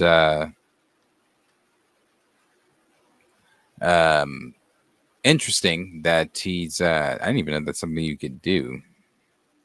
Interested? Episode of You know, I don't know. Did he say he had to drink it? I'm not into drinking. I'm not drinking or eating anything. He smokes toad venom. You smoke Toad venom? Really? Toad venom? You just be okay with? I mean, but it's not like dangerous, right? Obviously not. It's like it goes through regulations. I'm assuming. I need to know. I would need to know details, but I'm not shooting it down. It's a 15-minute experience that he says takes you on some psychedelic experience. I would like to have a psychedelic 15-minute experience. Now, I'm not eating mushrooms because I'm not eating or drinking anything. I have a texture issue with stuff like that, so I can't do that. But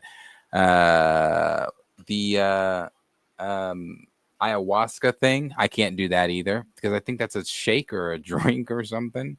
But that kind of is what that reminds me of. The toad venom, he said it's a 15. I don't think the ayahuasca thing's a 15-minute journey. I think that's like you might be in there for some hours type of deal with you and whoever. But yeah, it kind of reminded me of that. So I'm not saying no to it. It's interesting. I don't know how the toad venom makes you feel as if that's what interests me. The toad venom made you have this psychedelic experience to make you feel as there's no you, me, them. We're all connected. He said all the pronouns. All right. Who is that? Rick Flag. Frank Grillo, man. We know Frank. Frank Grillo. So the part about James Gunn, it says, after Tulsa King, Frank Grillo will head straight into the production for 10 weeks in the UK and Georgia on James Gunn's Superman sequel, Man of Tomorrow. My character, Rick Flag Sr., is a big part of the sequel story, so I'm excited about it, he says. All right. Everyone read that. Oh, he's a big part of the sequel. They added more to it. And I just think, like, an actor saying, I'm a big part of a movie means nothing. The big parts of the movie are Superman and Lex Luthor. Those two characters are the only ones that you can say are a big part of the movie. I'm sure you ask the lowest actor, she'll say the same thing. Oh, I had a big part in that movie. I'm gonna have a big part in the next one. Same thing with Mr. Terrific. If you ask Eddie Gathegi, actually, I had a big part in the movie. I was the glue guy. Everyone will say that. So Frank Grillo and the debating I've seen on Twitter, maybe it's only my feed, but this guy shouldn't be that big in the movie. This is just an actor saying he's got a big part, okay? Maybe he's got 13 minutes of screen time and he thinks that's big. Maybe.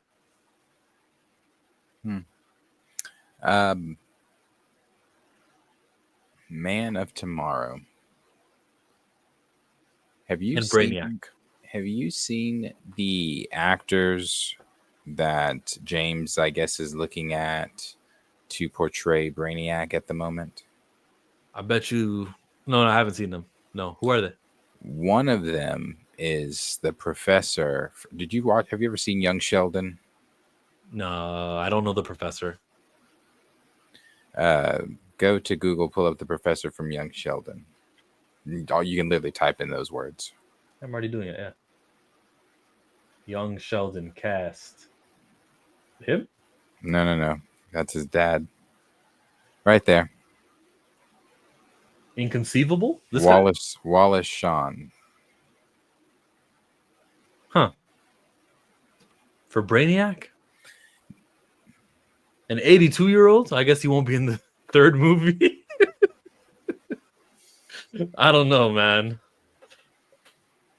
So looking at that and knowing who this actor is, he's been in lots of things. A very distinctive voice. He was in the Haunted Mansion with Eddie Murphy as one of the spirits. He's in the movie. He almost in the entire movie. Him and the maid are the two. He's the butler spirit. She's the maid's ghost or whatever. But anyway, very distinctive voice. Yeah. Very long filmography. But this is again a very James Gunn thing. Pause. No. Okay. A very a very impressive filmography. Pause. Hey, No. we got a what now? You can't. Okay, so he is very good at his He's job. been in many movies? Sure. He's All been a very impressive movie appearances. There you go. I don't like we have to dance around shit to say shit, but this is very James Gunn. It's a very James Gunn thing. This actor. Yeah, the very James Gunn actor. He's got those. So we'll see. But I'm not tripping about it like a lot of people are, because High Evolutionary was I thought great. I mean, and he's Brainiac-ish. Well, we go from a very James Gunn actor to a very Chillmonger actor. ABC, talk to us. And here I am in my next time. We begin this morning with the Black Panther himself coming back to the big screen, Chadwick Boseman. They have to stop this. Documentary from Words and Pictures, which is the production studio behind Superman, the Christopher Reeve story, and The Kingdom, which is that new docuseries about the Kansas City Chiefs.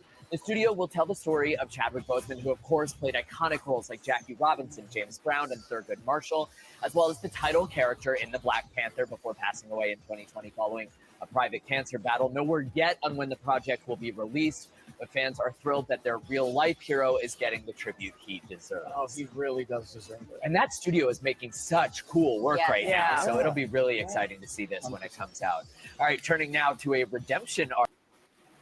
Nope, we're not turning to nothing. We turning to the Hollywood Walk of Fame now for their website, because they said that Hollywood Chamber of Commerce to honor actor Chadwick Boseman with a posthumous, he died after, star on the Hollywood Walk of Fame. Actor Chad Boseman will be honored posthumously with the 2,828th star on the Walk of Fame. To be honest with you guys, if there's like 2,000 of them, it's kind of less special, you know? I was gonna say, putting that number in there, they didn't need to do that. I want to know that there's only been 300 of them and you're one of them, 2,000. Whoa. Yeah. But yeah, he validates it, because how could it not have Chadwick Boseman? If there's 2,000 people and none of them are Chad, yeah. They need this more than he needs the Walk of Fame. So that's a good little honor. I hope Derek Boseman is there. Wait, it says Simone, actually. I'm skimming through. It says Boseman will receive this posthumous star in the category of motion pictures, joining MC Steve Nesson, our speakers Ryan Coogler, Viola Davis, and accepting on behalf of Chadwick, his wife Simone Ledward Boseman. The Hollywood Chamber of Commerce administrators, the legendary Walk of Fame for the city of Los Angeles, has proudly hosted the about our honoree. It's a whole lot of verbiage. I don't want to read everything here. I wonder if she'll remarry ever. Oh, that's a hard question to. I feel like we're doing what Patrick Beverly did with Klay Thompson. We shouldn't do that. That's just a question. I'm not sexualizing her or anything. I'm just asking. I wonder if she'll ever remarry. Okay, let's not do Simone. Let's just talk about women in general. I'm very okay with partners moving on after like one dies. I'm very okay with it. If you do it the next week, I'm gonna have a problem there. But I'm okay with people moving on. Erica Kirk. Who does she move on to? JD Vance. Not even that. Not even JD Vance. I'm not fueling that, but I'm saying she was so ready to host his podcast the next day. Hey guys, stepping in for Charlie. Can't be here today. So it says the date here when it's going to happen on Thursday, November 20th at 11:30 in the morning Pacific time, which means on Pantheon we'll be talking about all of the interviews that Ryan Coogler will do that day. See if someone asks him a recast T'Challa question. Would you go if you had an invitation? Let's say they were going to pay for the flight, pay for the hotel, come through. You still don't get. I would go. You know, you still don't. You know, you're losing out on your money because you're gonna DoorDash that day. But I would go. I would like to go. I would go.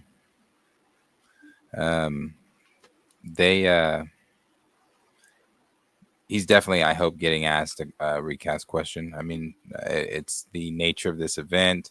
It's a very hot question right now involving the Black Panther and that franchise. So somebody might have the gusto to ask him at one of these little events. If he's doing interviews, though, I also don't know that he'll be in front of cameras and everything. Like, he'll be in front of a camera. He will. Excuse me. He'll be in front of a camera. Will he be taking those questions from all these LA-based content creators that we know and we love? Maybe not. But where's Jessica Clemens? Well, she doesn't even want it, so. Yeah, you're right. But yeah, it'd be interesting. But this is good for Chad. I wonder if anyone from Marvel will be there outside of Coogler, or is that their representation that they're sending? Maybe Viola Davis will get her Marvel role there. She can network. Probably. She's like, hey, Ryan, put in a word. She's definitely been trying. So, what do you think her greatest role is? I loved her in Woman King, but her greatest role, I didn't watch How to Get Away with Murder. I saw some scene, and she was good there. No, wrong movie, wrong thing. What's the one that she was talking to Kerry Washington in? That's How to Get Away with Murder. That they crossed over. Scandal and How to Get Away with Murder crossed over in an episode or two. Okay, well, I didn't watch either of those two shows, but yeah, that role, she's great there. I was going to say, I think Annalise Keating, How to Get Away with Murder, that is her, because I watched the show, loved the show, have rewatched it over and over and over. That is her, I think, her greatest role. She is phenomenal in that fucking show. Phenomenal. When you have time, you should look up the scene of her in the courtroom. Just look up Senator Trucco, How to Get Away with Murder court scene. She is goosebump phenomenal in that scene. Oh my gosh. It's insane. Where's it streaming on? Amazon Prime right now. It was on Netflix. It might be on Netflix in Canada. They took it off here. But it was on Netflix. But Amazon Prime. Great scene. Oh, back to Chadwick Boseman. So yeah, he's got a whole lot of roles. They're gonna honor him for all of them. It's gonna be about him and his movie with Viola Davis, and other things like. I kind of want no mentions of T'Challa because I always want to separate the two. Like Chadwick Boseman's an actor, T'Challa's a character, so I'm worried that maybe this does more because Ryan Coogler's there to attach Chad and T'Challa. You know, the old Lupita Nyong'o strategy where she attaches the two every chance they get. So we'll see. We'll see what Ryan Coogler's at. Yeah, we'll see. We'll see. I've just noticed certain things from content creators using the word soft launch when they talked about Damson Idris appearing and he's going to be T'Challa. They all said soft launch, and I'm like, did they get a memo? Like, it's so weird to hear them all use that lingo. So, yeah, that's not even a complete thought. I shouldn't have said that. I should have thought that through and done a video on it. But I basically have a theory that was intentional. Like the Access Media folks that we all know who make videos and stuff, all saying it's the soft launch specifically, is like they were probably told that. I heard Soup say it. I heard them all of them, literally everyone. That's because they're just using trigger words to get the clicks and the views on people. Because, like I said, everything Emergency Awesome says in his video is some shit he made up on the fly. Especially when he goes into there's so many important Marvel actors and actresses here, while naming the Golden Queen lady from Guardians of the Galaxy. So it's like, what are you? And he was like, this was so very clearly, and you can see it right here as Queen Ramonda, Angela Bassett is holding possibly future T'Challa's hand at this Marvel fashion show event. And I'm like, oh my god, it's bro, it's so annoying, so annoying. How did I disappear like that? That's crazy. I should have not have disappeared. It's your shirt. It's a green screen, not a black screen. Oh. Okay. Surprise. Let's read some of these chats. Fences is hardcore. The Help makes me cry. Was Viola Davis in that? She is. She is in The Help. She's still playing Waller. Oh, that's another great role. Like, she had 2 times that she played that role. Killed it both times, right? Yeah, she did. She was great as well. And she was in Peacemaker season 1. Y'all ain't watched Vision season 3 yet? Did you watch Star Wars Visions? Absolutely not. Hey, Perp, you're powerful. You're influential. Perp, which episode of Star Wars Vision season 3 do I need to watch? Which 10-minute inconsequential short do I need to watch? I'll watch it. Let me know. Recast T'Challa gatekeeping is not what Chad wanted. Great message. Chad did not play and elevate the character of Toussaint. Another great message. That's how you do recast T'Challa, everybody. You mentioned the T'Child because that's the biggest threat. People laughing. I don't know what they're laughing at, but I'm sure it was funny. Let's do another super that. Well, we're moving on now. To the side. You know what I should have played though? Pretend I didn't play that. Because pretend when we were talking Sydney Sweeney, I played this one.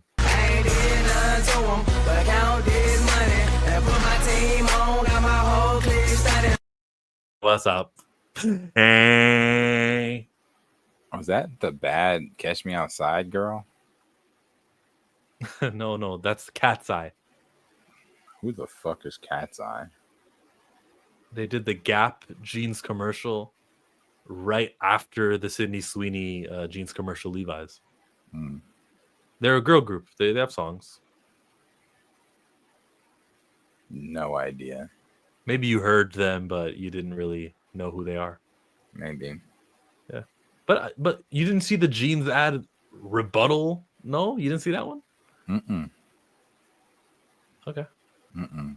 I did not. Battery says, as a Muslim, how do you feel about PBD, total bigot? All right. I don't like to involve my religion in my film criticism and entertainment. But like if we were watching Ms. Marvel or Kamala Khan had a scene in something, I would say, hey, in Islam, this isn't, I would say that. But now you're asking me about PBD. You know what that is? Do I? Patrick Bet David. I think this guy is an Iranian like podcaster kind of guy. I thought he was I have a talking- low opinion on him. Oh no, I was nothing. Forget what I was even gonna say. I don't watch him enough to know if he's a bigot or not, but I like him from the things that I've seen of him. No idea.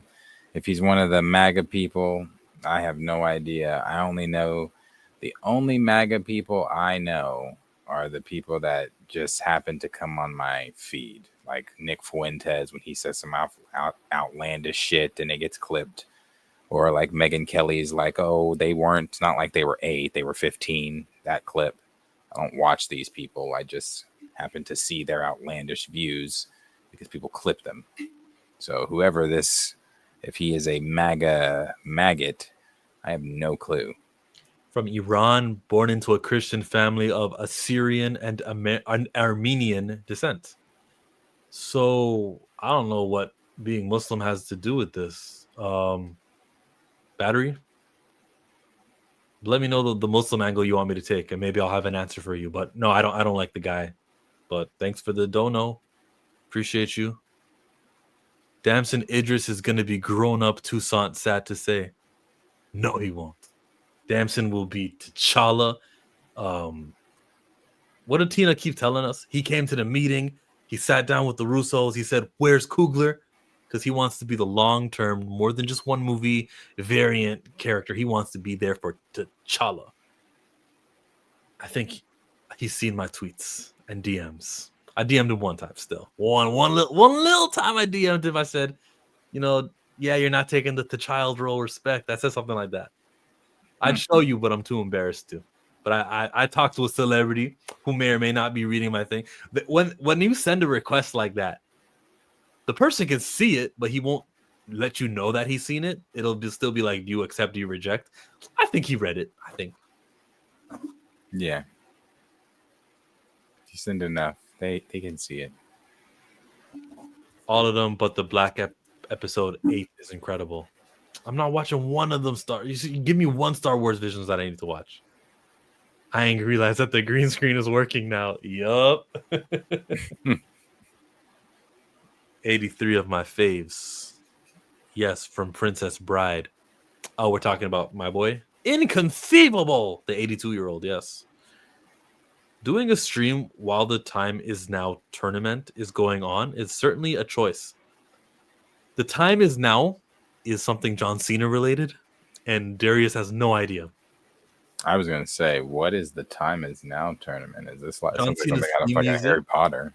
His theme music says, your time is up, my time is now. So the tournament to who is going to be his final opponent is called the My Time Is Now tournament. And I actually am invested in seeing Javon Evans, 21-year-old phenom, jumps high, does all the skills, tricks, the top rope. He's so disinterested. He has no interest in this. No. Okay, I want a black wrestler to succeed and be the guy who retires Cena. That's what I want. Black wrestling? Sure, yeah, black wrestlers. Do you know Jade Cargill just won the championship and she's champ now?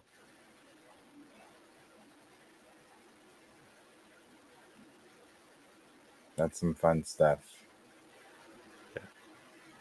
We'll get him one of these days.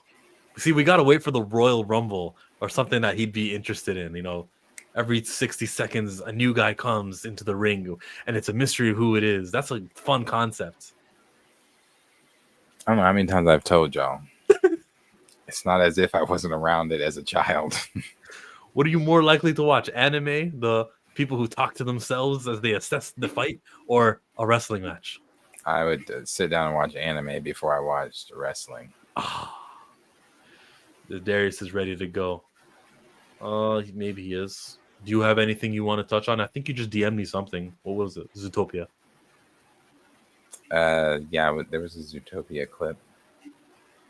Let's find it. Play it. Yeah. Before I play it though, did you get back to me? Because you donated battery. You said something about Muslim. PBD said Islam is invading America like they did to England. Oh, that's just like fear mongering stuff. He called Mamdani a jihadist. Yeah, the New York mayor. All right. Well, I disagree. I don't know what to tell you. But like, okay, in 2001, maybe me and you were too young a battery, but there was a nerve was struck, or a core memory or a core feeling of fear was triggered for them. For maybe our older folks, right? The ones who are still alive right now. And that is like making them hate Zoran Mamdani and not want to vote for him and stuff. Are you talking about 9/11? After 9/11, 2001, yeah, 9/11. So I don't know. The younger generation didn't have that. They didn't have the memory of turning on the news every night and being afraid of this guy with a beard and all this. Like the younger generation asks questions. True. That's true. I was in second grade when that happened. They sent us home, and we were in Oklahoma. They sent us home for the day. I remember walking in. My mom had the news on. And then I remember just the news. I remember being young, but I remember the news always being on, of course, during that time. I remember the news just hammering away at the fact that, I mean, it was a huge topic. Muslims, that was the thing. Muslims. Airplanes. Yes, Muslims killing Americans. Quote unquote Muslims killing Americans. Just a whole bunch of. Yeah, I remember that time. So if that's what you mean, battery, yeah, thumbs down on PBD. Let's go to the Zootopia before we let you guys go. Zootopia.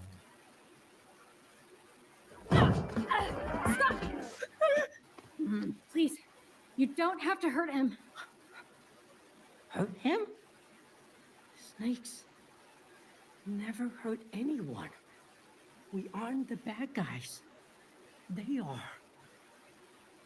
And this journal holds the secret that will prove it. I have to prove it. Please. This is our only chance to set things right. And when I do, my family will finally be able to come home. I am here. Pops and Wild. Dream team. We got him. I love Jason Bateman. I'm very interested in the storyline here of what they've got going on with the snake and why snakes are the bad guys outlawed and Snakes are definitely bad. I hate snakes, so I hate snakes. There's nothing, I don't care. There's people that's like, oh, that's a little grass. I don't give a fuck. Cut its head off. I hate snakes. You said cut its head off right when it got hit with the frying pan.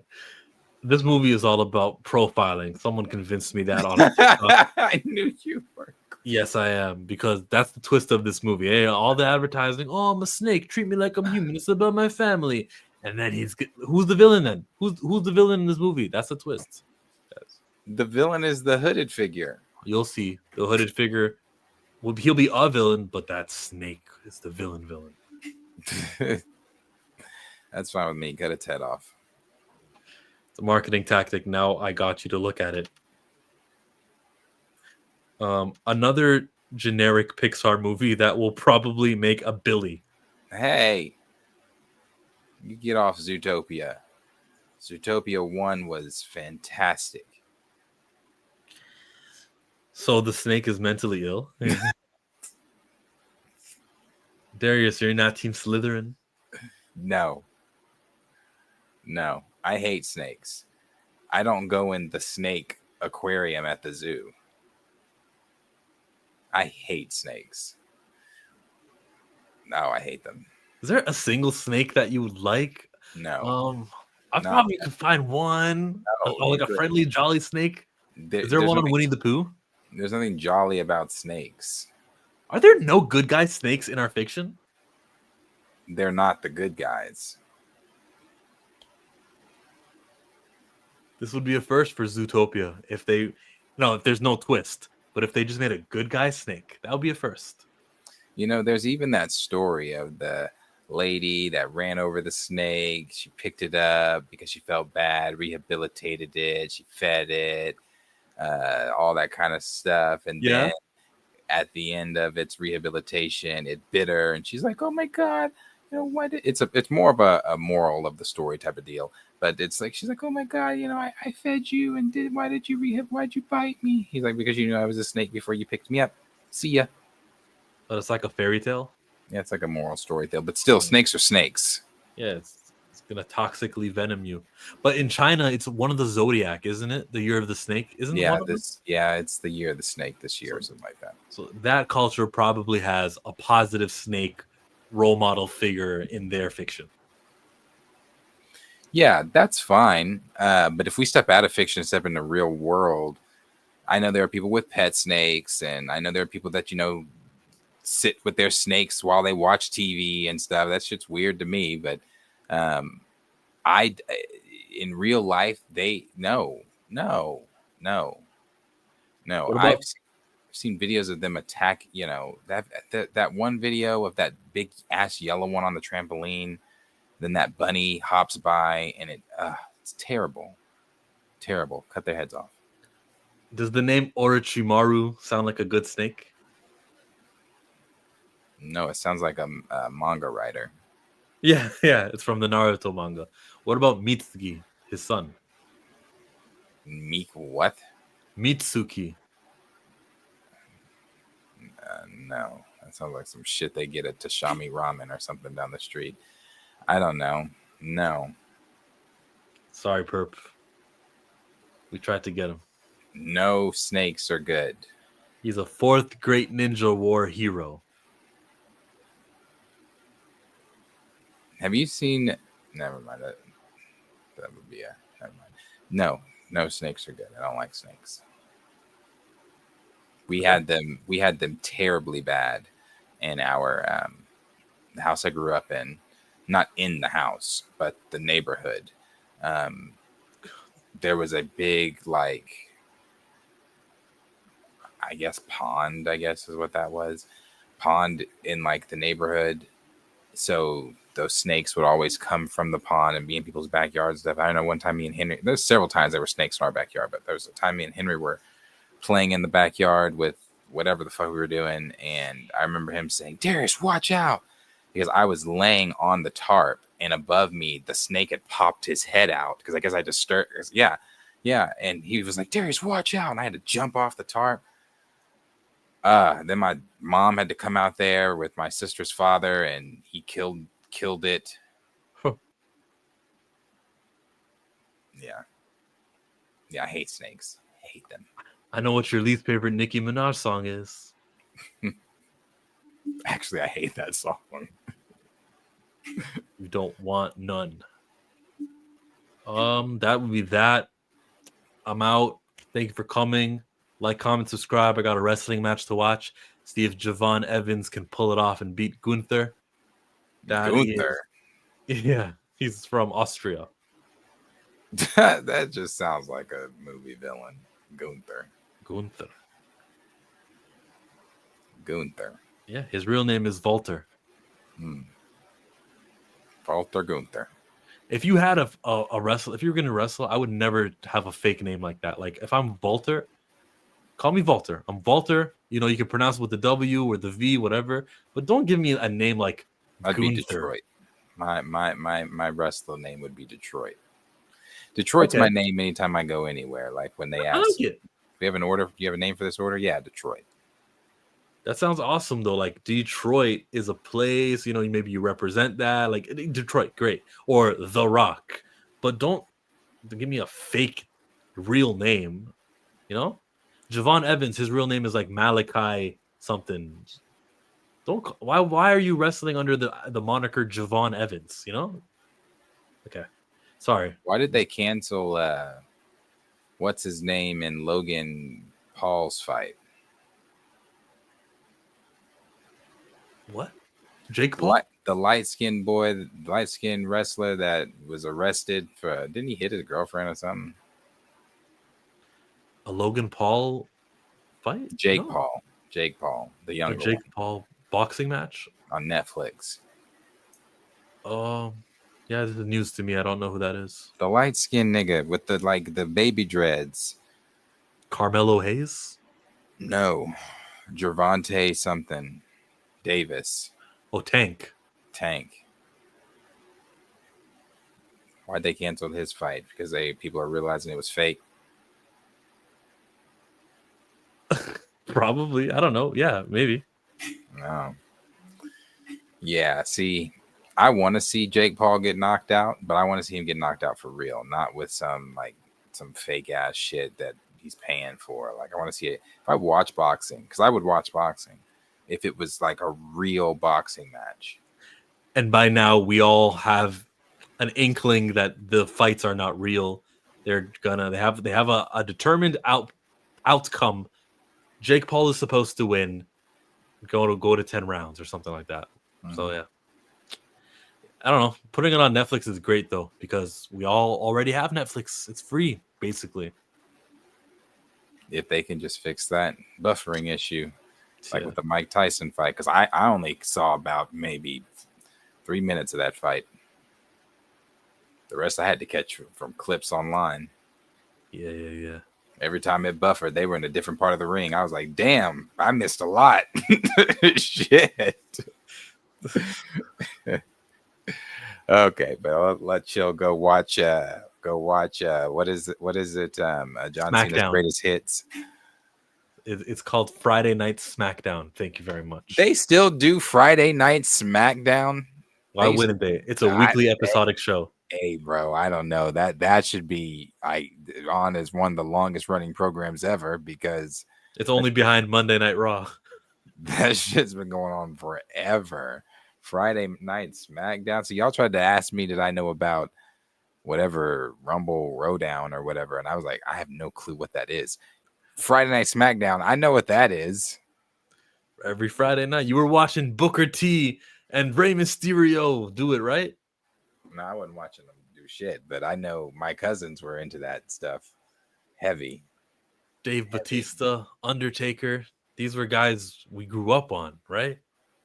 I know The Undertaker just because of the whole get up.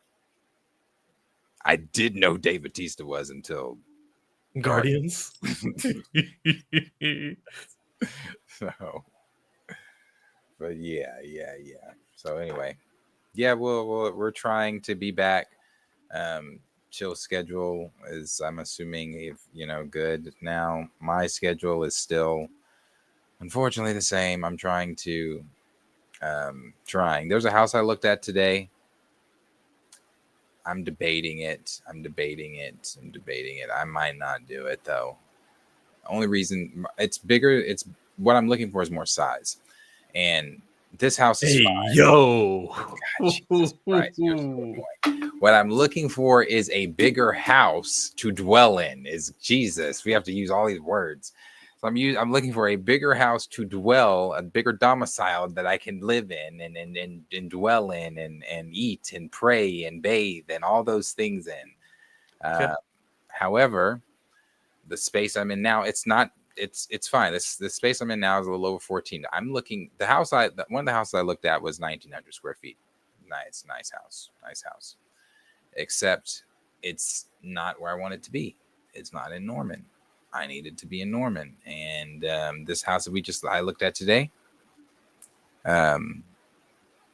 good size square footage again, except the square footage comes in on the living room, like the living room area, the front rooms, the master bedroom. Those are all really big rooms.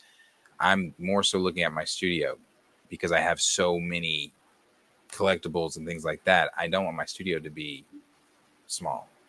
So I'm still looking. I'm trying to be patient with it, but at the same time, I'm trying to hurry because I'm driving. I'm making 4 trips a day. I'm in the morning leaving here to get to Norman. Then I'm coming back around whatever time we normally do the show. Then I'm leaving again to go clean. Then I'm coming back to come sleep. And that is my Monday through fucking Friday. So I can't do this anymore, and I'm hitting traffic every day too. And you guys think I crash out here when me and Chill's conversations? You should see my road rage. So I'm not. This is not. I'm not good at. I need it to stop. I need it to end. Need it to end. That's why you don't join us in the car anymore. Yeah, no, y'all would. That'd be crazy. That'd be crazy. But yeah, Like, yo, we need to really recast T'Challa. What the? Is that Nate Moore? What? yeah. So, Yo, but yes, Nate Moore's on Survivor still. He survived. He's still there week to week. I think he's gonna take it all the way. well, he'll bring some of that surviving knowledge into the Shadows of Wakanda production. Yeah. But when I was on Survivor, we hated this animal. Put them in Wakanda. I thought to myself, what would Chadwick do? So no, but anyway, yeah, no. So we're trying to get back with the schedule, but we should be back with giving more consistency on the show than it has been as of late. So, but anyway, anything else, Joe? No. Love you guys, but not that much because I will prioritize my real life before you, and which is why I haven't been streaming that much. But love you anyways. Stamina said, "Have you considered your carbon footprint?" You're talking about my internet. What's going to be left of me on the internet? How people will? Are you talking about that footprint? I've thought about it. So far, I'm happy with it. So far, there's nothing that I'm like, ugh, I don't want them to see that. Now, what's in those Snapchat memories, bro? I don't know. We're on to something. That carbon footprint, bro. Release the snap memories. Every politician's erasing all of their tweets from 10 years ago and stuff like, especially the young people. Young people have tweets from 2008 that they don't want to resurface. The internet doesn't forget. Listen, the only thing only reason I would not want something to resurface would be out of pure embarrassment, not because of embarrassment of like, oh wow, he did something crazy. My Facebook gives you your memories every day of what you said. Some of the things I said in high school on my Facebook statuses, I would punch that kid. I'd punch that person. I'd be like, shut the fuck up. You're so annoying. Like that's the stuff that's cringy. It's cringy for me. That's the only thing I wouldn't want surface. Like, damn, you were really a weirdo. You really liked Kobe. Yeah, stuff like that. So carbon footprint, how much fuel you use with all that driving, not your digital footprint. Oh,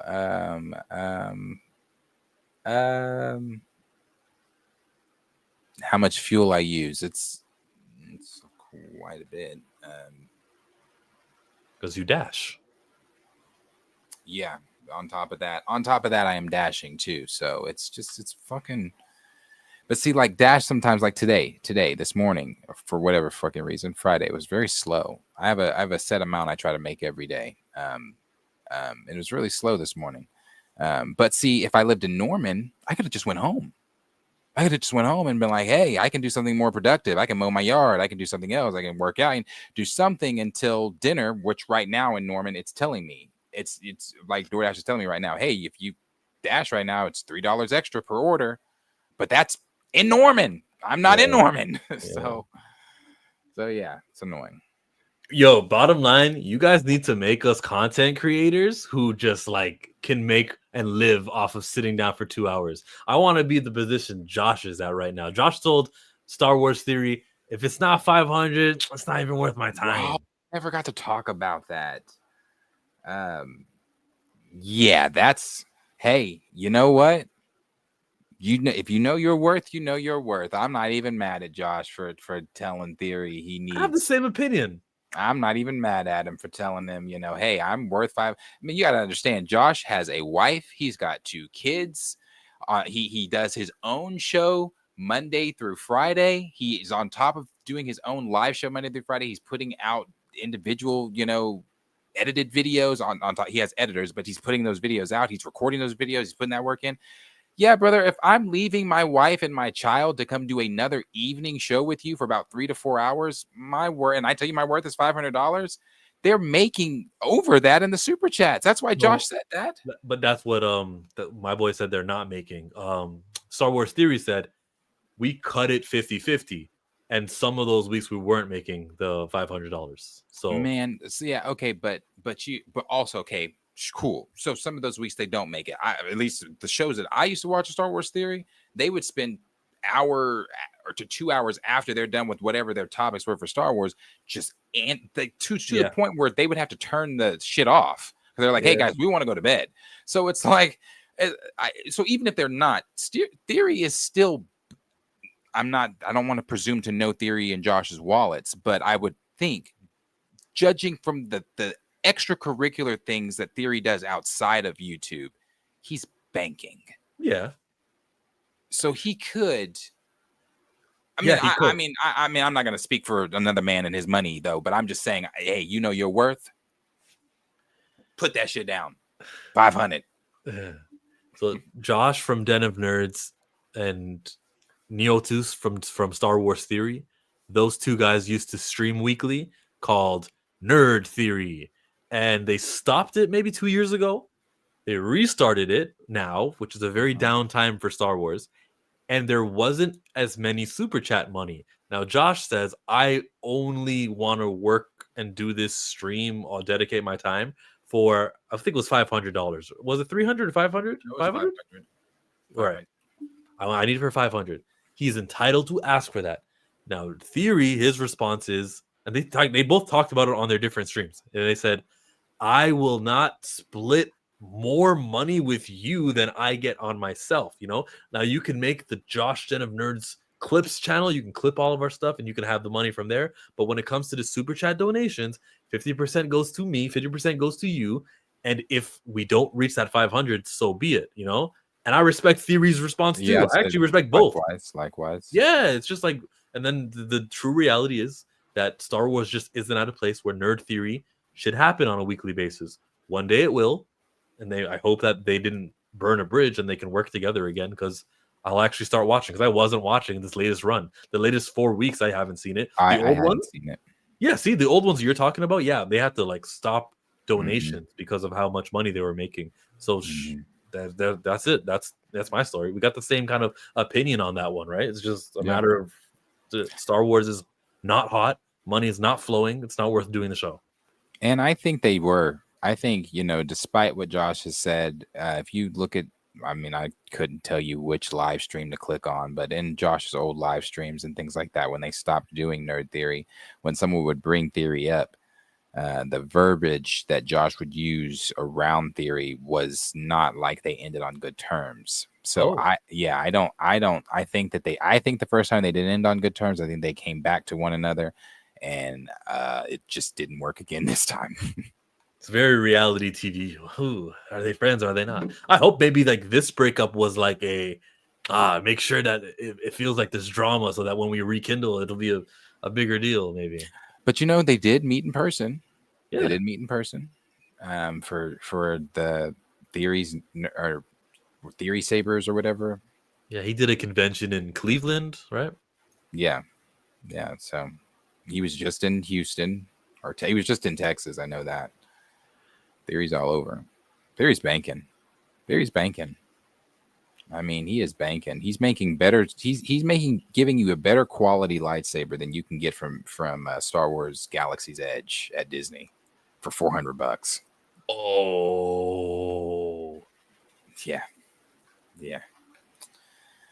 So not to get religious, but does anyone know why Lucifer possessed a flying snake that told Eve to eat the fruit from the tree of good and evil? Does anyone please tell me?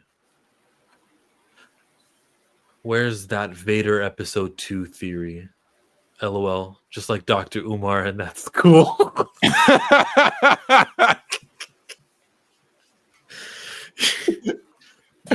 He said that he paid somebody to do it. They were bad, and he had to restart it. That's what he said.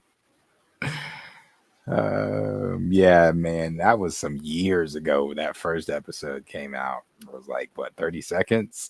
And then this one, long time. Long time I hope the away. next thing he produces is his own IP and not something like he can't even profit off of, right?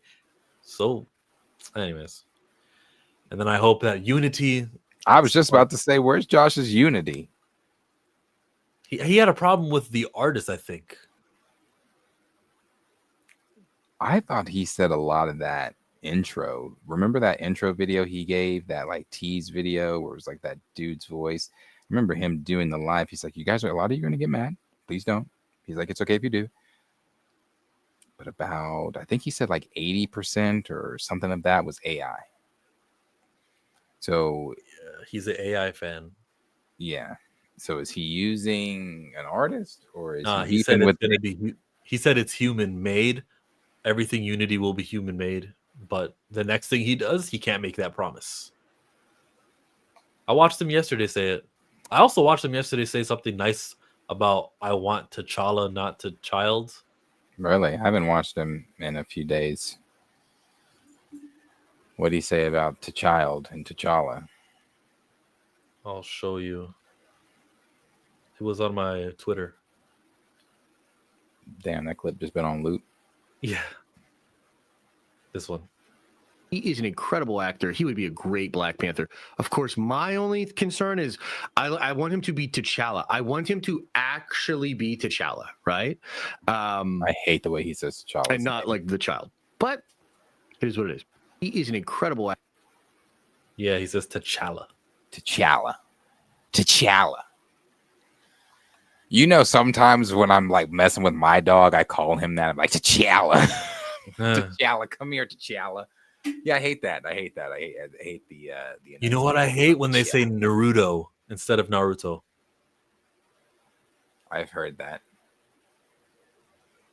See, even yeah, I was about to say, even do more research. And why is he saying T'Challa? Like T'Challa.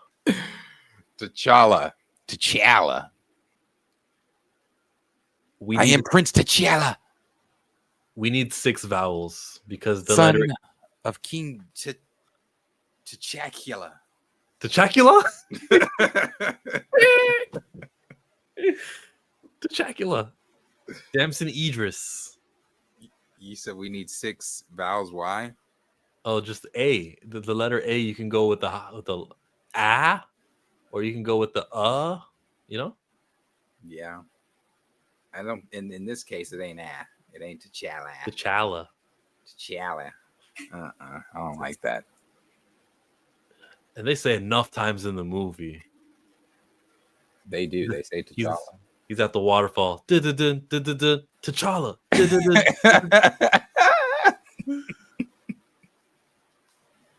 I don't know why that shit is funny. Oh, that was great. I feel like it's part of the song now. It's like when I hear "Ba Da Ba Ba Ba," I'm loving it. All they need to do is play the musical notes, and I'm like, "Yep, I know the words." That's funny. He's not the only past year or so. What did Warren say? Over the past year or so, we've been hearing reports that Marvel Studios has actually kind of changed their mind, and they are indeed going to recast T'Challa. And after a pretty big movement came out when they decided not to recast T'Challa, a actual recast T'Challa movement, when that came out, I think Marvel Studios heard them, and they realized how important he is as an actual character. So we know he's coming back, especially with all the reports that we've heard. It'd honestly be pretty foolish not to bring him back. Over the past year or so, we catch that they'd be pretty foolish not to bring him back. Yeah. I mean, you know, man, it's like we talk about every time. I say every time we talk about this. It's great. It's so great, and I don't want to sound ungrateful. I'm glad that I just wish big channels like Cosmic Circus would have said words like that in 2020. It'd be foolish because you were big in Cosmic Wonder was big in 2020. You had the platform to say words like that then, but you didn't. So it's just, again, I'm not gatekeeping. I'm glad everybody's caught up. I just wish that you would have used that platform to use that verbiage then instead of now. Yeah. Should I play the next ones? This Chris Carr and email. Yeah. Question: did her and John fall out? Why is she with Christian? I don't know. Ray hasn't been with John either. But I like that no one's throwing mud if there is a problem. You know, maybe she'll be back next week. I don't know. I don't know. She got a whole fucking logo over here and everything. But yeah, you can play her. You can play her. Because I don't want to do some weird Thundercats Lion-O technology. Oh, he's aged up, but has he mentally aged up, or is he still a child who's missed out on his childhood? Like that's Great too, reference. That's messy. Yeah. That was That's really messy. good. That was... I think that makes more sense. And then we have a T'Challa too. Even though it's a variant T'Challa, we still have T'Challa in the mantle, and I think that's important because I don't. The other voices you heard were Winston A. Marshall and Christian Harloff because they're pro recast. Why can't we do that with Chadwick?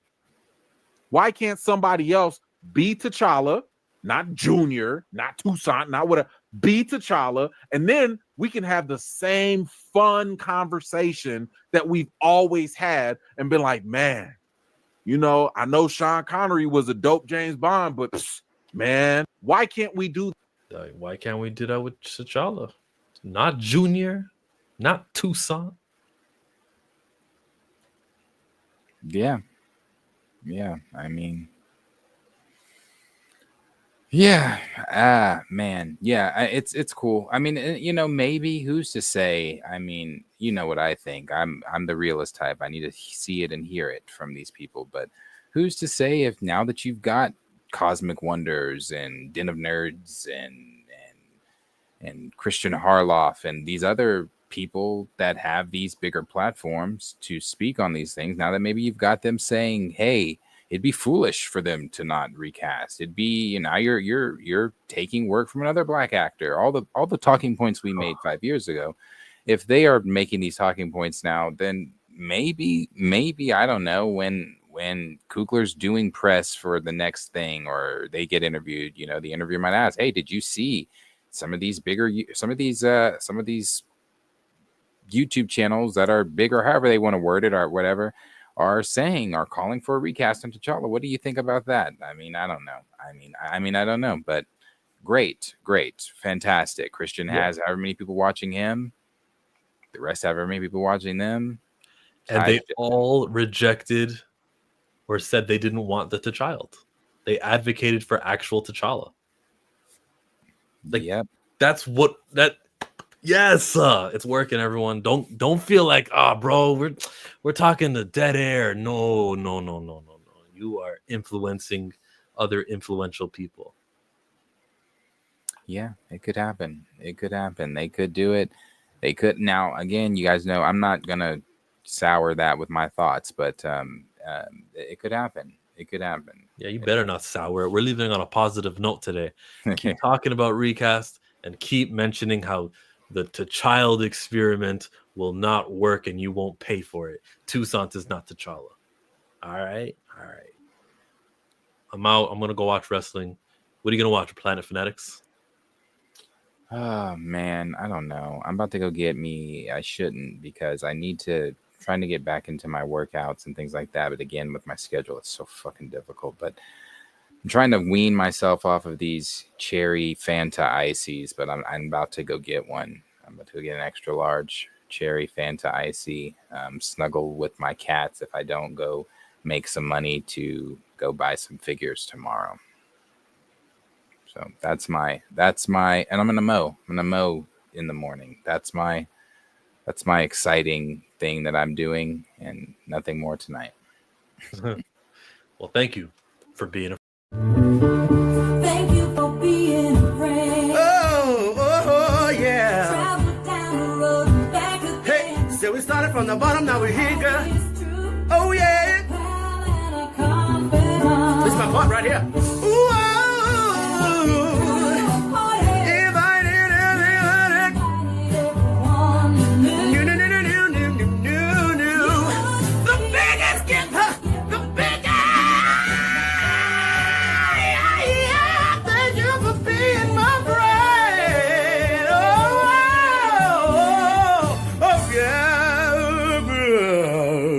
hallelujah.